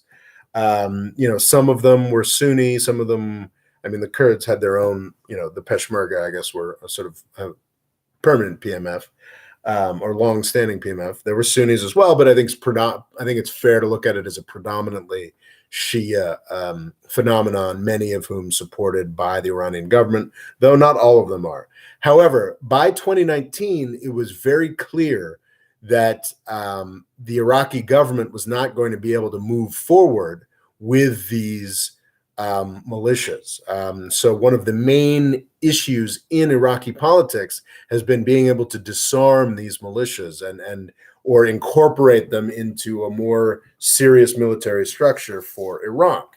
And it had been failing. And by 2019, the Iraqi people were getting enraged at the power of the Popular Military Forces, the PMF. These are the militias that Trump and Biden have been bombing for the past 2 years. The thing was, the only thing that could have saved the PMF was an outside threat. The PMF came to power because of their fight against the Islamic State, and their continued influence needed an outside aggressor. So we had throughout 2019 really horrifically lethal riots and protests against Iranian influence through the Popular Mobilization Forces. The Iraqi people it's actually quite inspiring, were sort of standing up to kick Iran out of Iraq. And they continued to feel that way. And many of them still do continue to feel that way. However, when the US comes into Iraq against the wishes of the Iraqi government and kills these Iraqi militia members, they go from hated elements of Iranian influence to anti-American martyrs. And that is what Trump did when he killed Soleimani. He solidified Iranian influence within Iraq. And that is what Biden is doing when he blows up these militias, is he is making them into heroic martyrs to broader slices of the Iraqi people than he is transitioning them from hated oppressors to heroic martyrs. I think it seems overly simplistic that just simple U.S. actions could be able to do that, but it's not. That's like how most people aren't like us, folks. Like most people aren't like the people who are listening here, who read the news every day. Most people aren't super engaged in what happens day to day, and the sources and the reasons behind this stuff. Most Iraqi people know, and I think most U.S. people would know. It's like, wait, the U.S. bombed us and blew up these people who helped us beat the Islamic State? That's a sort of simple narrative that can quickly get out of the way of, wait a second, these folks who helped us defeat the Islamic State, they're tools of foreigners, and maybe they're not so good for our government. If U.S. bombs kill them, they're instantly heroes. And I think it is that simple. And it does make it that extraordinarily fucking stupid that Biden and Trump have been turning this malign aspect of the Iraqi people into heroes, and making it much harder for the nominally popularly elected official government of Iraq to defeat the PMF if the Iraqi government has to, every fucking 2 months, has to get up and say, how dare the U.S. bomb the PMF, which we really want to get rid of, but don't blow them up because it makes them heroes. Anyway, I think I need to make a produced video on this because I find it just absolutely goddamn infuriating and so pointless and stupid. The one possible silver lining to this is that Biden is acting super tough as a preliminary to just pulling our guys out, which he really should. I think that's probably not what's happening, but it could be what's happening, and that would be freaking phenomenal.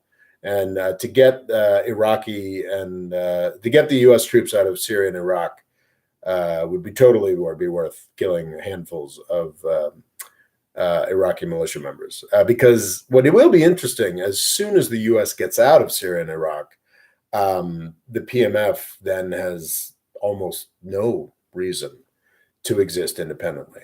Whereas now the current situation is I assume, majority of Iraqis who resent U.S. and U.S. occupation. Now they have the PMF is able to pivot from fighting the Islamic State to fighting the United States. And U.S. presidents should not be participating in that because that's fucking dumb. But anyway, I'm getting tired, and I have many more topics to make it through in the next 23 minutes. And my policy to ask family to be on the Charters movement. Fado says Sisi has stealthily been abandoning Haftar, Hells yeah, and Saudi interests in North Africa, seeking to improve relations with Egypt's neighbors. Is he prioritizing his own long-term rule over his sponsors' interests? Yeah, that sounds good.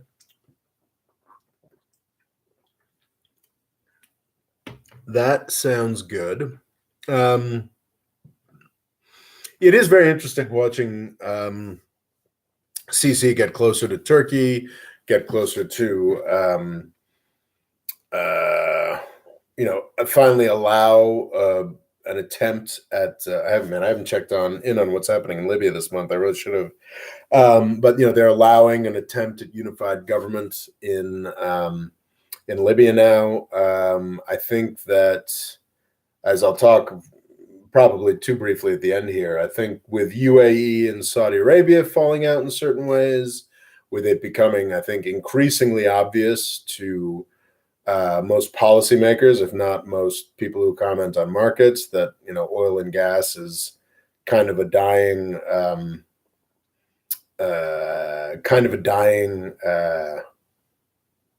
not a dying thing. Of course, we'll be pumping oil and gas for the remainder of the century, almost certainly. But the dominance of oil and gas and the salience of oil and gas and the ability for oil and gas to create geopolitics shifting amounts of money is fading, and I think that's kind of obvious. I think that's sort of a good point, especially. I mean, I did a video on Friday. My Tuesday video, my somewhat lazily produced Tuesday video, talking about the last oil price spike. I think we are at a point where we're realizing that we'll probably have a price spike because there hasn't been as much investigation into things. But it is, I think, interesting to sort of step back. And I think I did with that video to a degree. It's just like, compared to how we all thought the world looked 5 years ago, when Sisi had already been in power for 3 years, and how we think the world looks today, there has been a tremendous, tremendous shift to the detriment of those Gulf countries, both the UAE and Saudi Arabia. It's now clear that the oil price is not going to be coming back to those 3-figure numbers. It's just not. It's now clear that the electric car thing is, who knows? Maybe we'll just, maybe the current growth will slow down. But even if the current growth slows down, it's not like 5 years ago where half the consultants were telling oil companies and telling the Gulf companies that it was all a flash in the pan and it was going to be meaningless. It's not a flash in the pan. It's not meaningless. We've got 5 to 10 million electric vehicles on the road now worldwide. Obviously, that's almost nothing to compare to the 1.5 billion internal combustion engines. But even 5 million, and even if we only get to 50 million in the next 10 years, that is enough to seriously impact the oil prices in all the ways we've been talking about. So it is interesting to think about how that's shifting. And I think the Egyptian government is probably making some shifts according to that, making shifts accordingly. Also, I think the Egyptians distancing themselves from the Saudis and the UAE is sort of looking at what have they won? Yemen is a disaster. Libya, their chosen guy, Haftar, failed pretty miserably to take over. Sure, the Saudi, I don't think anybody was really expecting Biden to come cracking down on the Saudis, but he's not really, he's certainly not embracing them as much as Trump did. I think that's also a really key point. I mean, Trump was just, we're all very disappointed by the fact that Biden hasn't done more to criticize the Saudis at MBS or what have you, but he's still nowhere near as ass kissing and brown nosing as Donald Trump was. And for Sisi, getting closer to the Gulfies was exactly what the Trump administration wanted. Biden actually does have other priorities in the Middle East other than the prospects of building a Trump Tower Riyadh. So things shift. I think that might have some. I hope that was helpful, Fado. Fado points out that Iraqi security forces lost half of its forces fighting ISIS. So are you talking about eventually, once the Iraqi forces put themselves together in special forces? Yeah, my understanding is there were quite heroic members of the official Iraqi armed forces, for sure. But that was something that was consolidated later on. And we're talking 2014, early 2015. My understanding is that the Iraqi security forces performance was pretty embarrassing. Correct me on that if I'm wrong. Some of my worst videos have been on Iraq. I'm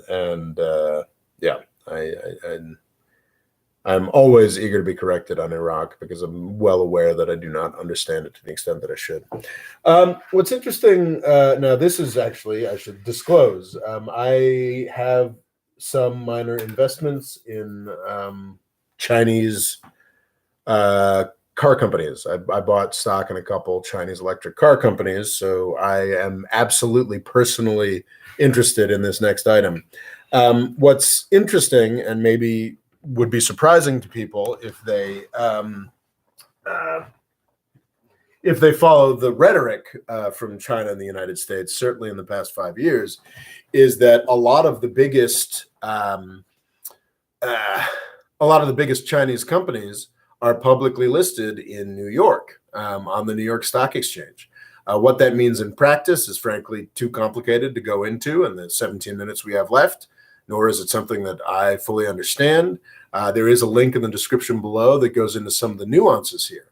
There are lots of foreign companies that list in the United States. I think it's important to point out that because of the weird corporate structures of China, the fact that it is, yes, an authoritarian state, there's even more weirdness when it comes to China. And it's not,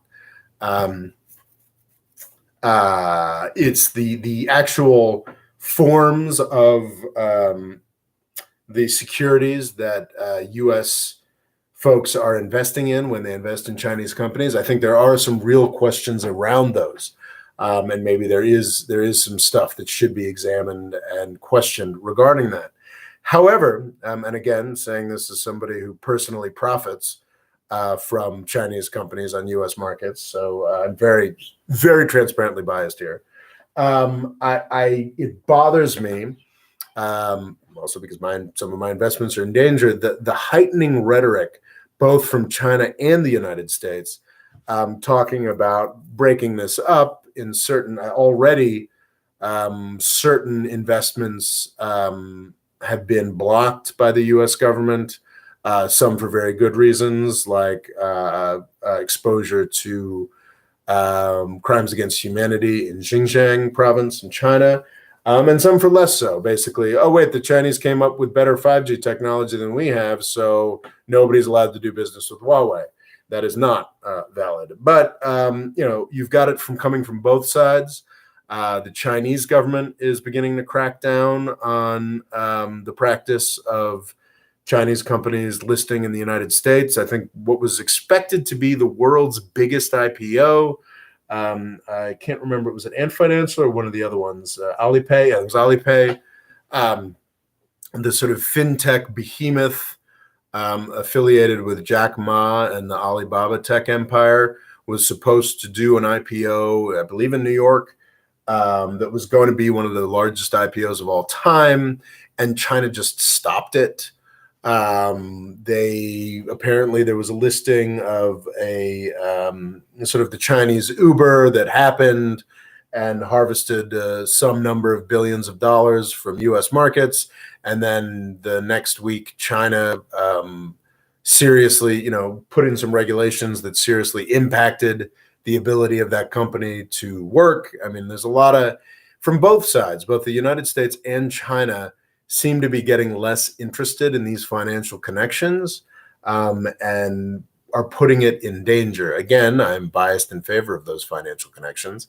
But it seems to me that to break down these financial connections can only work to the favor of hawks in both camps. And I think that's bad. So there. To be clear, let's see. Yeah. Fado says I'm referring to the Iraqi Special Forces. They're just called the Iraqi Security Forces. Yeah, my understanding, to be fair, Fado is exactly right. My understanding is that Iraq has a very serious elite fighting force that did, by the time we were talking about the conquest of Mosul, there was a serious attempt to limit PMF exposure to Mosul because the PMF there was some questions whether they were more likely to engage in reprisals against Sunni civilians for Islamic State actions. So yeah, my understanding is there were Iraqi special forces that performed extraordinarily bravely to the cause at great cost in reconquering Mosul. That's one of those things that gave me, in 2014, I made a dumbass video talking about how it was time to split up Iraq, and it's sort of the performance of things like, of folks like those in Iraqi special forces that lead me to believe that that was a dumb video to make. So yeah. Skylox asks, do you own GM China EV joint venture? No, I own some BYD. That's the Warren Buffett has invested in that a lot. And I also own a lot less NEO than I used to, but still own a little chunk of NEO and have done very well out of both of those. As a manufacturing guy, I hated Trump most for his trade wars. Hope Biden eases off this path to nowhere. My understanding is that Biden has eased off on a lot of the European, Canadian, and Mexican-related trade wars. And kept the Mexico-related stuff, which honestly is what I would keep, which I think actually makes a sort of sense. Though I would like those Chinese restrictions to be lifted as well. I think there's at least some internal coherence to the idea that we treat our allies well and treat our competitor more poorly. Let's see. Netflix has a movie about the Iraqi Special Forces retaking Mosul. That's a documentary. I think I've seen that advertised. James C. Nichols says test. Black Metal Silly says, yeah, I saw the video essay on that one. Not the actual movie. Interesting.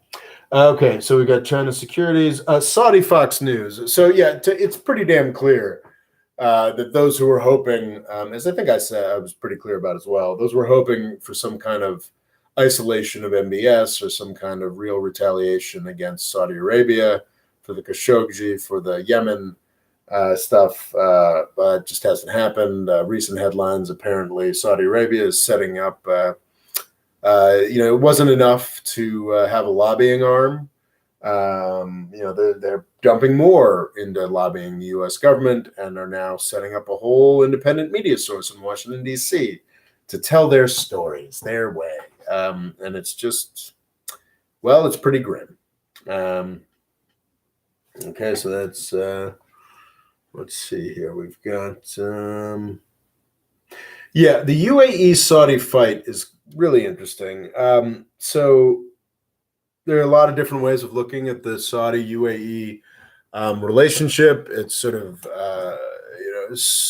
generally, I think I agree that you can look at UAE as sort of smaller and smarter. Unlike Saudi Arabia, the UAE does not have a tremendous impoverished population that it needs to constantly bribe and fool with religious conservatism to stay in power. It allows them to be more nimble, allows them to be more savvy. I think we've seen that in Yemen, where Saudi Arabia and the UAE sort of teamed up to crush Yemen, and Saudi Arabia largely seems to have won, as sort of seems to be running off with strategically important Yemeni islands, and has a viable proxy in Aden in the Southern Transition Forces. Southern Transition, wait, corporate, I don't know, STC, I can't remember the acronym. Whereas Saudi Arabia seems to have just humiliated itself, ended up as a pariah. No, has not ended up as a pariah, and has really failed to make any headway against the Houthis that they had intended to crush and promised to do in 3 months in 2015. So it's a very interesting thing. The current kerfluffle between Saudi Arabia and the UAE is over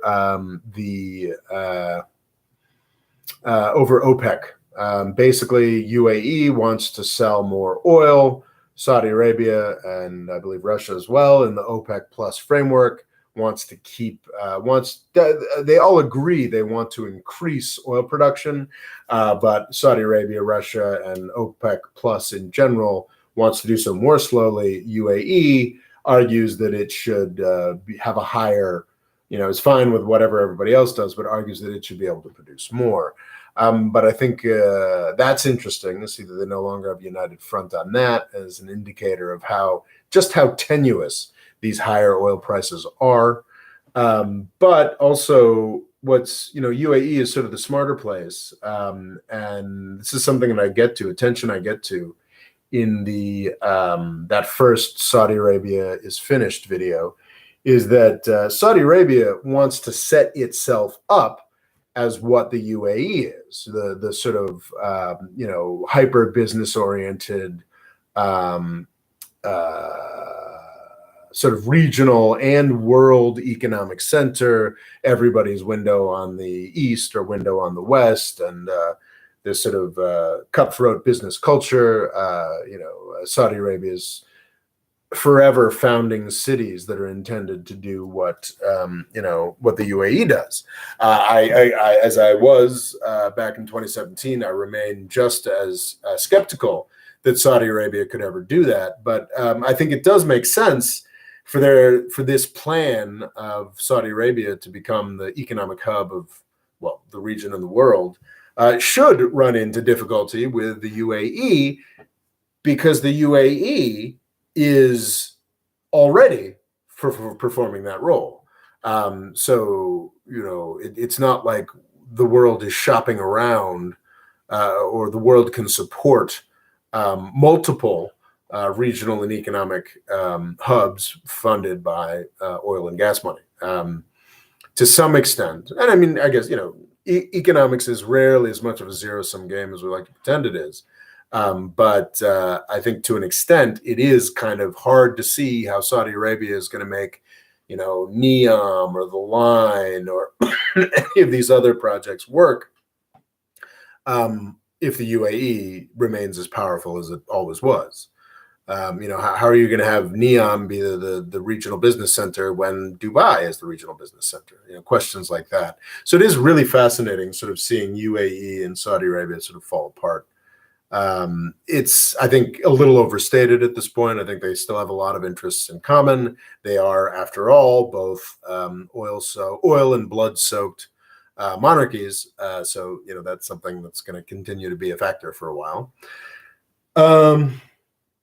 But it is interesting watching them fall apart. There's implications on that, from oil prices to, regional stuff. As Fadal was questioning earlier, it's interesting how Sisi, who had been previously so loyal, Egypt's dictator Sisi, had previously been such a loyal lapdog for Saudi UAE interests. Well, if you've got Saudi Arabia and the UAE diverging, well then, obviously you start looking for other patrons. Okay, so James C. Nicholas, thoughts on the progressive Democrats wanting Biden to look the other way on human rights abuses in Hong Kong and Xinjiang in order to get China to play ball with global climate change mitigation. I think that's fine. Yeah, I think the idea that we should be poking into what China is doing in Xinjiang and Hong Kong is has actually made things worse for people in Xinjiang and Hong Kong. To be clear, I believe that we ought to, we should sanction individual members. We should talk very loudly about Hong Kong and China and whatnot. That specific argument by progressives, I think, is valid. As far as it goes, I think we need to be a little smarter about how we compete. If we're going to do this new Cold War thing, then of course we should call out the horrible things that China does, but we shouldn't be threatening them militarily, because it is our military threats that have been happening under the Obama administration and the Trump administration that have led to the death of Hong Kong. Trump's loudmouth bullshit is the reason why Hong Kong's status has changed. That, as well as Obama's aggression, is the reason that Xinjiang had this problem. So when progressives come out and say, hey, actually China doesn't matter to us that much, but we should be thinking more about pandemic response and climate change, they're absolutely right. They're being responsible. They're being we used to say that, the dad party. I mean, they're speaking common sense is what they're speaking. And a bunch of fucking Fox News militarists are trying to turn it into some kind of, it's made me more and more frustrated. Just how stupid the lockstep brainwashing is from the New York Times to Fox News, all the way down to YouTube commentators and people who blocked me on Twitter, talking about China's this big scary evil. It's not. It's a tin pot dictatorship that is extraordinarily rickety, is going to be falling into major crisis sometime soon, and our interest is to make sure that we have as few U.S. military forces in the way when it falls. I think no matter how you ideologically code it, anybody who's saying, hey, we probably shouldn't be looking for ways to get into a war with China, which is exactly what people are talking about, arming Xinjiang rebels, which is fucking insane. That's World War III, and that'd be a really bad thing to do. But apparently, to be sane in Washington, D.C. today, when talking about China, is to be insane, and to make some really basic light points like those progressives who are talking about climate change, and the fact that we need to work with China on things. Making those same points are apparently how you get pilloried and called a tanky nowadays, and it's exactly as stupid. It's exactly as stupid as the run up to war in Iraq, and it's infinitely more dangerous. I think that's a really good way to put it. I think I'm going to tweet that pretty soon. The sort of rush to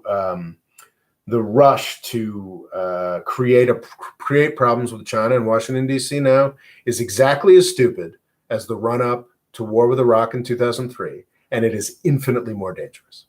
I think that's the appropriate way to put it. Whether they're progressives, whether they're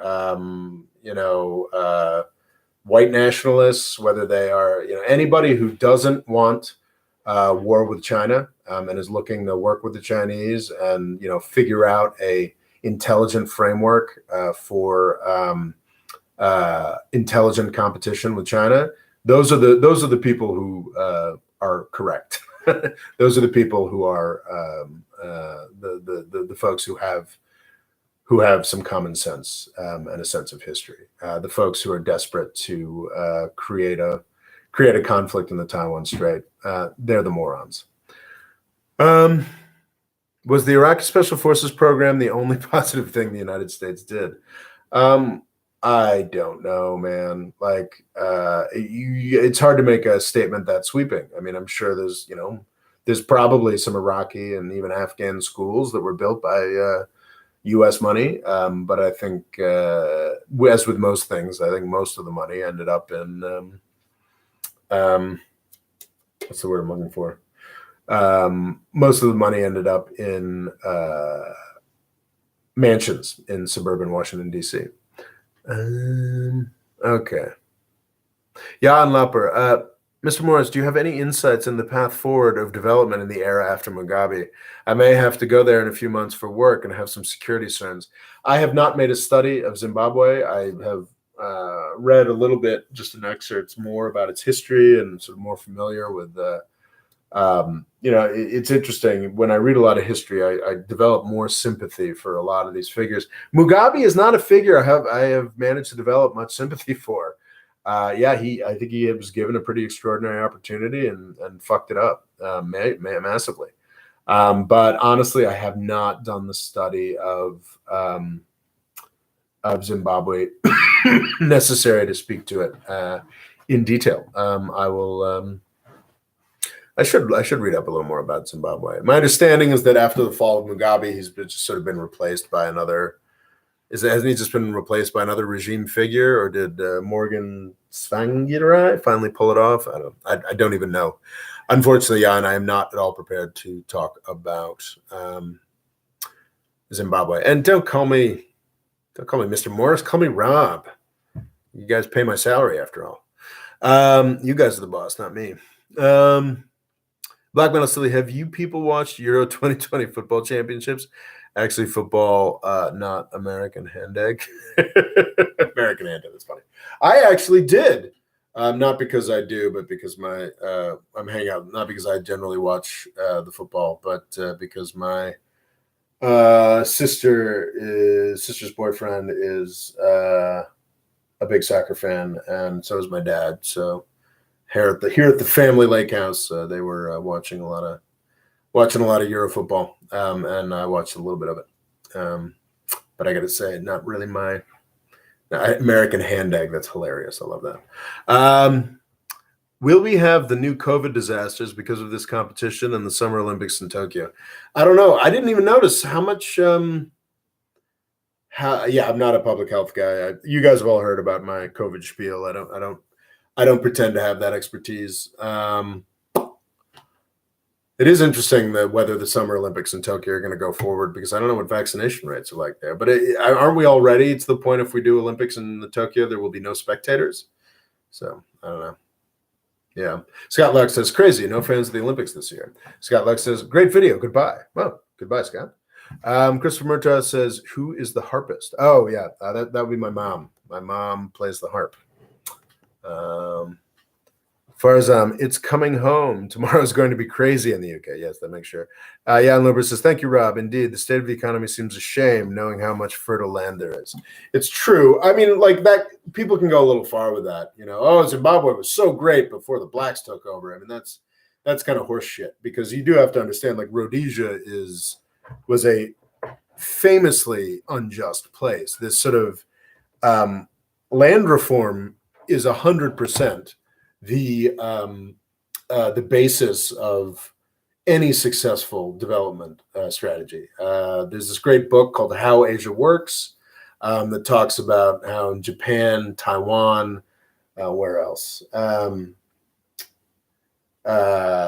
Japan, Taiwan, South Korea, the first step in becoming the incredible economic success stories that they were, even China, was doing major land reform.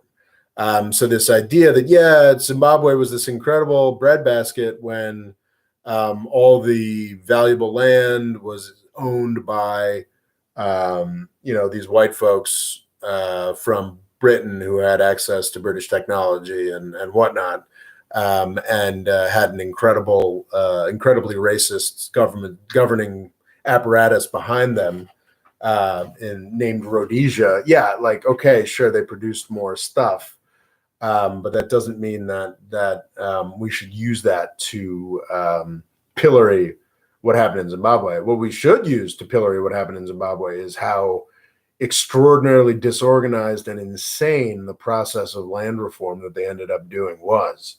It was a nightmare. It was idiotic. Instead of actually parceling out land to individual owners, they basically, allowed veterans of the revolution struggle to sort of occupy and destroy um, uh, these resources. Poorly done land reform.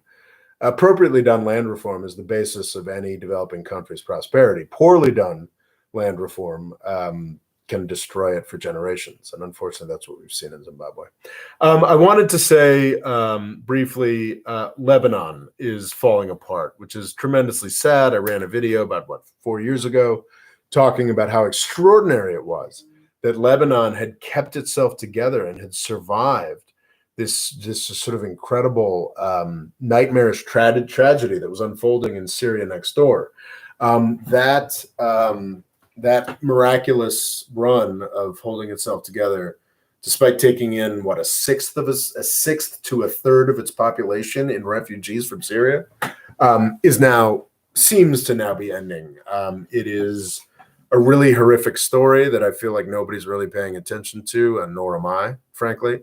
But I have friends there. Old friends, not folks I'm currently in touch with, but some of the folks I knew in Istanbul moved to Beirut, and are just watching the whole place fall apart, from its financial system to its ability to pay its military, and it is horrifying. And it is a place where there's always been poverty, but there's also been a lot of sort of some of the more glamorous and exciting parties I've ever been to in my life have been in Beirut, and it's a real tragedy to watch that fall apart. And I don't think we're paying much attention, and the chances of that getting worse and worse are pretty high. What I have to emphasize is that, yes, there are a million reasons why Lebanon is falling apart, and the Lebanese certainly Lebanese leadership and Lebanese people bear a tremendous amount of blame for this, of course. But we do have to emphasize that it was already miraculous and heroic that they had kept together despite U.S. and NATO destruction of Syria. Between 2011 and, I guess, 2019 when it started all falling apart in Lebanon. And it continues. With the Caesar sanctions, we're basically starving Syria to death. Lebanon is a country of 6 million? No, less than that, right? Sort of tucked in. It was initially carved out of Syria by the French,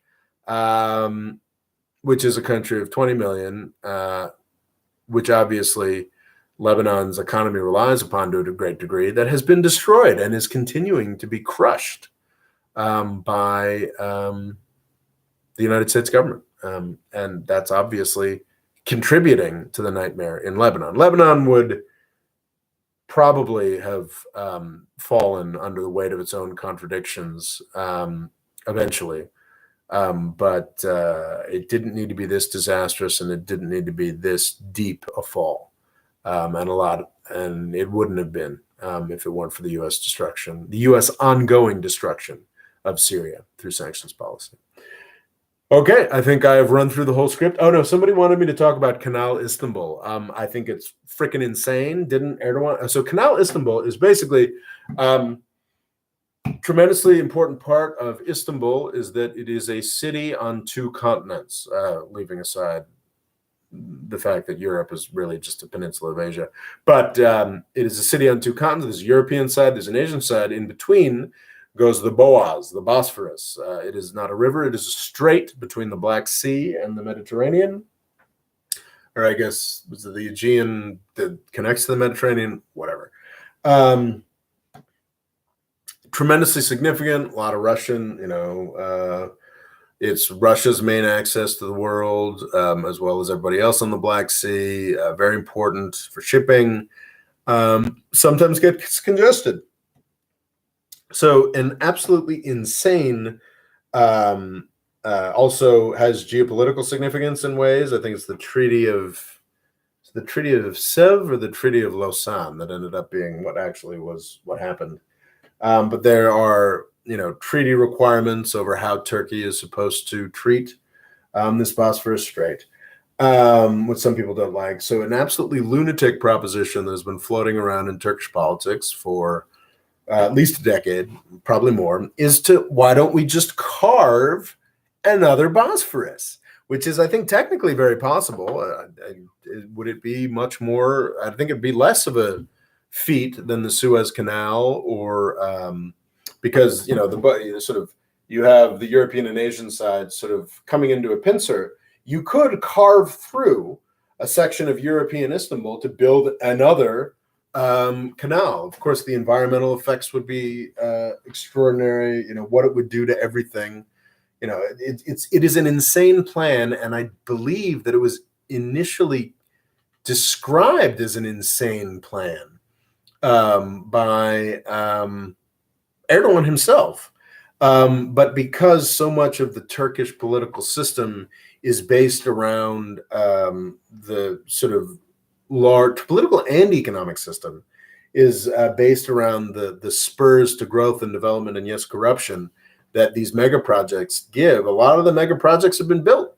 But yeah, digging up, and yeah, this is the Canal Istanbul, anywhere that would be, because European Istanbul comes to sort of a point where there's the Boğaz, and then it sort of gets wider and wider. So any place where you would put this Canal Istanbul, and I think they have a proposed location, would require carving through a lot of urban Istanbul, or at least suburban Istanbul. So it is an insane project of incalculable environmental cost. It's dumb and bad, and it might be happening. So yeah, that's what I have to say about Canal Istanbul, which was something else that somebody asked about. Thank you, Rob. Indeed, the state of the economy seems a shame, knowing how much fertile land there is. That's talking about. Jan Lapper says, greetings from Lausanne, Switzerland. Crazy. And it is indeed the Treaty of Lausanne, or the Treaty of Montreux, a neighboring city. Interesting. Okay, I think we've done 2 hours, 15 minutes. Is there anything else you guys want me to talk about? Any questions at all? We've got 7 people here. I'm happy to keep going because, it's the patrons. And I am happy to any last topics you want me to chat upon? Any questions? Let's see. It's very beautiful up here in northern Michigan. Love it up here. I don't have any spieling to do. You guys are on board. You guys are patrons. I think I'm gonna try and talk about crypto on Tuesday, but I also have another script completely written about Mike Pompeo. I really don't like Mike Pompeo. They might end up doing that if I can't get it together to finish the crypto script this weekend. But there will be a produced video. There really, really ought to be a produced video on Tuesday. Don't want to say there will be, but there really, really ought to be. So no questions, nothing else. We're at 2 hours and 15 minutes. Christopher Murtaugh says, thanks, Rob. Great spiel. All right. I think we're probably good. No last chance questions. Rob, did you say which cryptos you invest in and why, if you feel comfortable? Sure. I bought a little chunk of Bitcoin, just because who knows? I mean, it's 3 times now. It's had an incredible run up in price. I guess that's conceivable. And then I bought probably in dollar value, probably 3 times or twice as much Ethereum. I think Ethereum is supposed to be, as I described earlier, I think Ethereum is supposed to be more workable. There, people I follow on Twitter who are seem to be big on it. The idea with Ethereum is that it's just more easily transferable than Bitcoin without, layers or whatnot. And you're capable of doing more things with it. It's the basis. My understanding is that it's the basis of a lot of decentralized finance, which is an application that honestly strikes me as kind of insane and something that desperately needs to be regulated. But it is kind of interesting, sort of technology that allows sort of more 24/7 trading of securities through sort of synthetic securities. It's all very complicated, and I have no idea what I'm talking about. But my understanding is that Ethereum is more likely to be something with a lot more growth potential. And then I bought, I think on the strength of a podcast I thought was amusing, I bought like a little slug of Solana, which is meant to be, Ethereum is supposedly so much better and smarter than Bitcoin, yet is tiny in market cap in comparison to that. And then Solana is something that's even smaller. That's supposed to be, that thinks that Ethereum is the stupid thing to be dethroned. And that was just literally a little bit of play money, because whereas to buy a token of Ethereum now is about $2,000 to buy a token of. So I do not own a single Bitcoin. I own a tiny, tiny, tiny fraction of a Bitcoin, because a single Bitcoin still costs $30,000. A single Ethereum costs $2,000. A single Solana costs like $30. My expectation with all of these, not even my expectation, my hope is that it will go to zero. But I thought that after watching the sort of cryptocurrency space literally for a decade and not making any money on it, I thought, well, what the hell? I should hedge against the possibility of a big price spike. So those were the things I bought. Jan Lapper asks, if I may ask, how legitimate do you view Greece denying its neighbor Macedonia its name and forcing a name change due to historic claims? I don't see it as legitimate at all. I think it's pretty appalling, frankly, and just such dumb.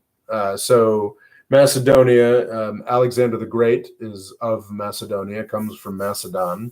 And I believe to some extent, yes, the Macedonians, or I guess now they're the North Macedonians, associate themselves in myth and legend with Alexander the Great. I think it is freaking absurd for Greece or Macedonia or anybody to claim some kind of affinity for a literally 2,400 years gone conqueror.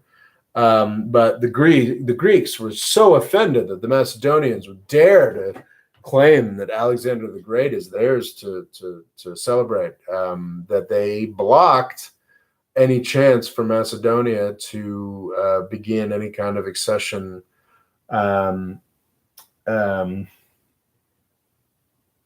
processes to the European Union, which was within Greece's right to do, and I think it was just travesty and quite stupid. And then I think even after Macedonia made the switch,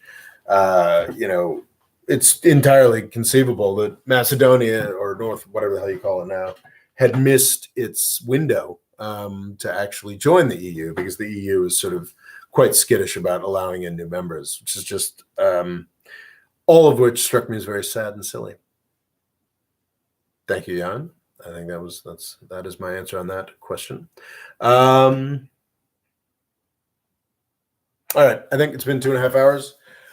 Y'all are great. There is no more Freedom Foundation without the patrons, and I hope you guys found this useful. I certainly found it fun to do. It is always a joy to be able to do what I do, and it's because of you guys, and I'm very grateful. Thank you so much. Stream is ending now.